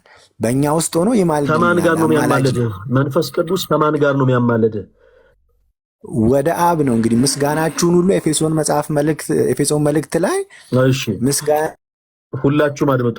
በቃ ችግር የለው በክርስቶስ በኩል ስለሚል ከየት ቤተ እምነት ነው የመጣው ነው? ወደ አብ ቆይ አንድ ጊዜ ከኛ ጋር ለማውራት ብለህ ይኸውልህ ኢቭን የአንተ ቸርች የማታሰበውን ትምህርት ነው አምናለሁ እያልክ ያለው ምን ያክል ቅጥፈት እየቀጠፍክ እንደሆነ ላሳየህ። ከየት ቤተ እምነት ነው የመጣው ነው ማለት የኛ ቤተ እምነት ንገረኝ። አንድ ጊዜ ቅድም የነገርከንን ቤተ እምነት ንገረኝ። ቃለ ሕይወት እሺ ቃለ ሕይወት የእምነት መግለጫዋ ላይ አሳየን። በመንፈስ ቅዱስ ምልጃ እንደምታምን የሚናገር የእምነት መግለጫዋን ያሳየን። ኢቨን የአንተ ቸርች ራሱ ማታምነውን ነው አንተ እየተናገርክ ያለው ለጊዜው ለምንድን ነው መሰለ ከኛ ከክርስቲያኖች ጋር አላረለ ሐሳቡን ለመቃወም ብለህ ብቻ ላይ ብለህ ቁጭ ብለህ የአንተ ቤተክርስቲያን የማታሰብረው ነው አምናለሁ እያልክ ያለው። ለምሳሌ እኔ ክርስቲያን ነኝ። ከማንም ጋር የፈለገ ሐሳብ ባነሳ ያንን ግለሰብ ለመቃወም ብዬ ቤተክርስቲያን የማታሰብረውን ትምህርት ታስተምራለች ብዬ ግግም አይደለም። የእምነት መግለጫ ሳየን ነው። ቶሎ በል። አሁን እኔ የእምነት መግለጫውን አልያዝኩም። የእምነት ቃለ ሕይወት አማኝ አይደለ? ካሜራን ክፈት፣ በትልቁ አደርግሃለሁ። ሰርችም አድርገህ ትችላለህ። አጠገብ ቅድም ሌላ ስልክ ስትከፍት ስለነበረ ሰርችም አድርገህ የቃለ ሕይወት የእምነት መግለጫን አውጣና ሳየን። በመንፈስ ቅዱስ ምልጃ እንደምታምን መንፈስ ቅዱስ አማላጅ እንደሆነ ከአብ ጋር እንደሚያማልደን አምናለሁ ብላ ቃለ ሕይወት በእምነት መግለጫ ያስቀመጠችበትን የእምነት መግለጫ አውጣና ሳየን። ካልሆነ ግን የልጅ ጨዋታ ነው። የተናገርኩትን ነገር ፈለገ አሁን እዚህ ጋር በአጭር ቋንቋ የተናገርኩትን ነገር መረዳት ንገረኝ አይደለም ያልኩ ነው። መንፈስ ቅዱስ ምልጃ ከጸሎት ጋር የተገናኘ ንገረኝ አይደለም ያልኩ ነው። እንዲህ አይነት ሙድ አታራምዱ። እሺ በሚገባችሁ ቋንቋ ነገራችሁ። እንደዚህ ሙድ አታራምዱ። በሚገባኝ ቋንቋ እንዴት ነገረኝ ከፈለግ ነው። አልወጣንም። አምጣና ሳየኝ። እንዴ አንተ ቤተክርስቲያን የማትልን ነገር አምናለሁ እያልክ እዚህ ጋር እየቀጠፍክ ስለሆነ ከሚቀጠፍ ሰው ጋር ደግሞ ቁጭ ብለን ማውራት ስለሌለብን አምጣና ሳየን የእምነት መግለጫ። ለምሳሌ እኔ ክርስቲያን ነኝ። ቤተክርስቲያን የማታሰብረውን ነገር ታሰምራለች የምል ከሆነ የሚያዘው በቤተክርስቲያን የእምነት መግለጫ ነው። ለምሳሌ በነገረ ድነት ዙሪያ ቤተክርስቲያን ማታሰብረውን ትምህርት ነው። ምን ሆነ ነው? እስኪጨርስ አዳምጠኝ እንጂ ምን ሆናችሁ ነው? ተረጋ። እኔ እኮ አንድ ሰው ነኝ።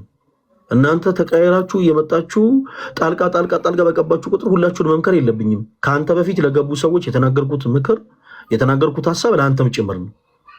ዝም ብለህ ጣልቃ አትግባ፣ አዳምጠኝ። አንተ አንድን ሐሳብ አምናለሁ ስትል ያለህባት ቤተክርስቲያን ጋር የሚጻረር ከሆነ there is something wrong። በቃ ወይ አንተ የቃለ ሕይወት አማኝ አይደለህም፣ ኦንሊ ሰስም ልትሆን ትችላለህ። ምንም የምናውቀው ነገር የለም። አሁን ቲክቶክ ላይ ነኝ ብለህ ስለመጣ እንቀበላለን እንጂ አንተ አሁን ቃለ ሕይወት አማኝ ብለህ ልትሆን ትችላለህ፣ ኦንሊ ሰስም ልትሆን ትችላለህ። ስለዚህ ከሐዋርያት ቸርች መጥተህ ሊሆን ይችላል፣ ከቃለ ሕይወት መጥተህ ሊሆን ይችላል። ስለዚህ ትክክለኛ አንተ የቃለ ሕይወት አማኝ መሆንን እንድናቅ አምጣና ሳየን እስቲ ማስረጃ። እኔ ይሄ ትምህርተ ሥላሴን እኔ በዚህ ልክ ሰው አዝረክርኮ ሲናገር አይቻልም። ስለዚህ አምጣ የሆነ ልጅ ሰማይ ልትሆን ትችላለህ። ስለዚህ አምጣ የእምነት መግለጫን አሳየን። አጠገብ ስልክ አለ፣ ሌላ ስልክ የተናገርኩት ነገር ከትምህርተ ስላሴ ጋር የሚጋጭ አይመስለኝም። አሁን ግን ያለውበት ቦታ ሌላ ቦታ ስለሆነ ይጋጫል። በመጀመሪያ ትምህርተ ስላሴን ታውቃለህ ነው አንተ? ቆይ የእምነት መግለጫውን ተው። ትምህርተ ስላሴን አንተ ታውቃለህ? ለመሆኑ ትምህርተ ስላሴን ታውቃለህ? በሚገባ በደንብ አድምጡ። እሺ በሚገባ ብለሃል። በጣም ጥሩ። ወልድ የአብና የመንፈስ ቅዱስ ቃል እንደሆነ ታምናለህ? ቶሎ መልስልኝ አንድ ጊዜ ቶሎ በል።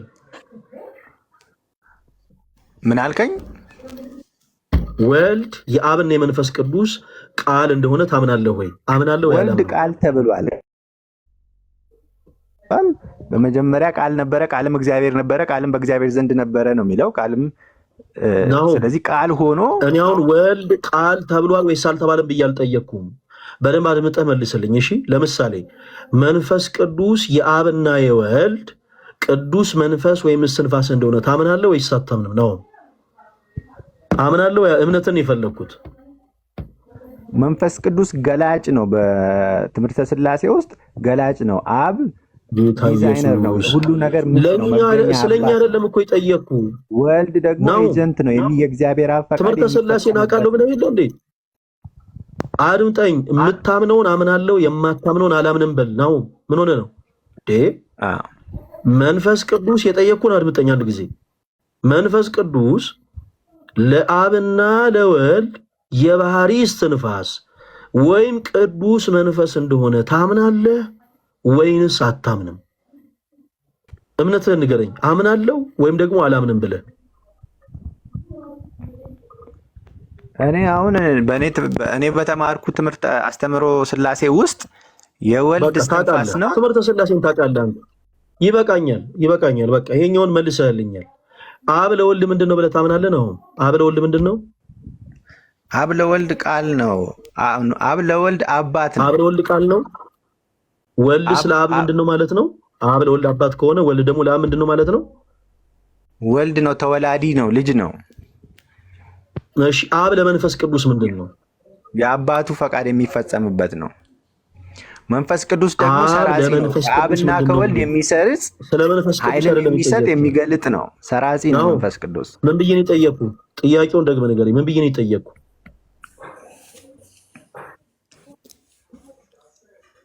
አብ ለወልድ ምንድን ነው ነው ያልከኝ አይደለ? አላልኩም እንደዛ። ጥያቄ ሳታዳምጥ ለመልስ አትቸኩል። እሺ አሁን ያልጠየቅኩን ነገር ነው እየመለስክ የነበረው። አብ ለወልድ ምንድነው ስል አባት፣ ወልድ ደግሞ ለአብ ምንድነው ስል ልጅ ያልከኝ። አብ ለወልድ አባት ከሆነ ስለ አብ ነው የጠየቅኩ። ስለ መንፈስ ቅዱስ እንዳትመልስልኝ። መንፈስ ቅዱስ ለአብ ምንድነው አላልኩም። እሺ አብ ለወልድ አባት ከሆነ አብ ለመንፈስ ቅዱስ ምንድነው? ስለ አብ ነው የጠየቅኩ። አብ ለመንፈስ ቅዱስ ምን እንደሆነ መልስልኝ። ትምህርተ ስላሴን በደንብ ነው ማውቀው ስላልከኝ መልስልኝ። አብ ለመንፈስ ቅዱስ፣ መንፈስ ቅዱስ ከአብ የሚሰርጽ ነው፣ ሰራጺ ነው ተብሎ ተምረናል። ስለ መንፈስ ቅዱስ አልጠየቅኩም። ማናው ማውራው እኮ አማርኛ እኮ ነው። ስለ መንፈስ ቅዱስ አልጠየቅኩም። የጠየቅኩ ስለ አብ ነው። አብ ለወልድ አባት ከሆነ አብ ለመንፈስ ቅዱስ ምን እንደሆነ ንገረኝ። አብ ለመንፈስ ቅዱስ ምንድን ነው? ስለ አብ መልስልኝ። ለመንፈስ ቅዱስ ምን እንደሆነ እንግዲህ ምንድን ነው የሚባለው? ቋንቋው እኮ ስለጠፋኝ ነው። እንግዲህ አሰራጺ ልንለው አንችልም። አሰራጺ እንለው ምን እንለዋለን?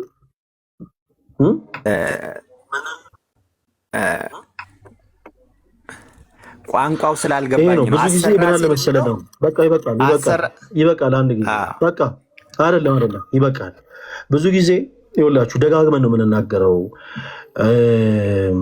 ፕሮቴስታንት ወንድሞቻችን ልክ እንዲህ አይነት ፖይንቶች ለምን እንደሆነ አላውቅም፣ ሁልጊዜ ትምህርተ ስላሴ የተለያዩ ነገሮችን ስናነሳ በተደጋጋሚ የኔ ላይቭ ሪፖርት ተደርጎበት ያውቃል። በተደጋጋሚ ነው የምላችሁ፣ እግዚአብሔር ምስክር። አሁንም ቢጫ እያበራ ነው፣ አንስቴብል ኮኔክሽን እያለ ነው። ሁላችሁም ላይቭን በደንብ ኮፒ ሊንክ አድርጉት። ፕሮቴስታንቶች በአጠቃላይ ትምህርተ ስላሴን ሳያውቁ ነው በቃ በጣም በነገረ ክርስቶስ ላይ ስህተት የሚሰሩት የምንለው በምክንያት ነው። ወንድማችን ሲጀመር ወደዚህ ሀሳብ የመግባት ዓላማ የለንም። እንደው ትምህርተ ስላሴን አውቃለሁ ብለህ ግን እንደው እንደው አውቃለሁ ስላልክ አላዋቂነትን ላሳይ ብዬ ነው እንጂ ይሄ ርዕሳችንም አይደለም። አንተንም የሚመጥን ርዕስ ነው ብዬ አላምንም። እኔ ነገር ግን የእምነት መግለጫህን በጣም እንፈልገዋለን። የእምነት መግለጫን የምንፈልገው ለምንድን ነው? ወደ ቀጣዩ ርዕሳችን ድንገባ ነው። ስለ ምልጃ ስናወራ ኢየሱስ አማላጅ ነው ብቻ ነበር ብለህ የመጣኸው። ከዛ አንተ ለዘመናት አይተህ የማታውቀውን ጥቅስ አሳየን። ሮሜ 8:34ን ብቻ ነበር አንተ የምታውቀው። እኛ ሙሉ መጽሐፍ ቅዱሱን ስለምናነብ ሮሜ 34ን ብቻ ሳይሆን ሮሜ 8:27ንም አናሳየን። እንደ እግዚአብሔር ፈቃድ መንፈስ ስለ ቅዱሳን ይማልዳል ይላል። ኦኬ፣ እና መንፈስ ቅዱስ አማላጅ ነው ወይ ስንል ዛሬ ያየው ጥቅስ ስለሆነ ኦኬ በቃ ያው ካፈርኩ አይመልሰኝ። አዎ አማላጅ ነው አልከን። እሺ ከቃለ ሕይወት የመጣ ወንድማችን ያንተ ቤተክርስቲያን መንፈስ ቅዱስ አማላጅ ነው ብላ ታስተምራለች ወይ? አታስተምርም። አንተ ግን ምን አልከን? አዎ መንፈስ ቅዱስ አማላጅ ነው ብዬ አምናለሁ አልከን። የሆነ አንተ ጋር የሆነ በቃ የተወዛገበ ነገር አለ ማለት ነው። ወይ ደግሞ የቃለ ሕይወት ቤተ እምነት አማኝ ላትሆን ትችላለህ። የሆነ ልጅ ተሳማኝ ልትሆን ትችላለህ። ሆን ብለህ በቃለ ሕይወት ስም የማይሆኑ ነገሮችን ልትናገር ፈልገህ ሊሆን ይችላል። ስለዚህ ምን አለ የእምነት መግለጫውን አምጣና ብንገባ ዋናው ሐሳብ ላይ ብንገባ እኮ ለምን ቅድም አንተ የተናገርከው ነገር አለ መንፈስ ቅዱስ አሁን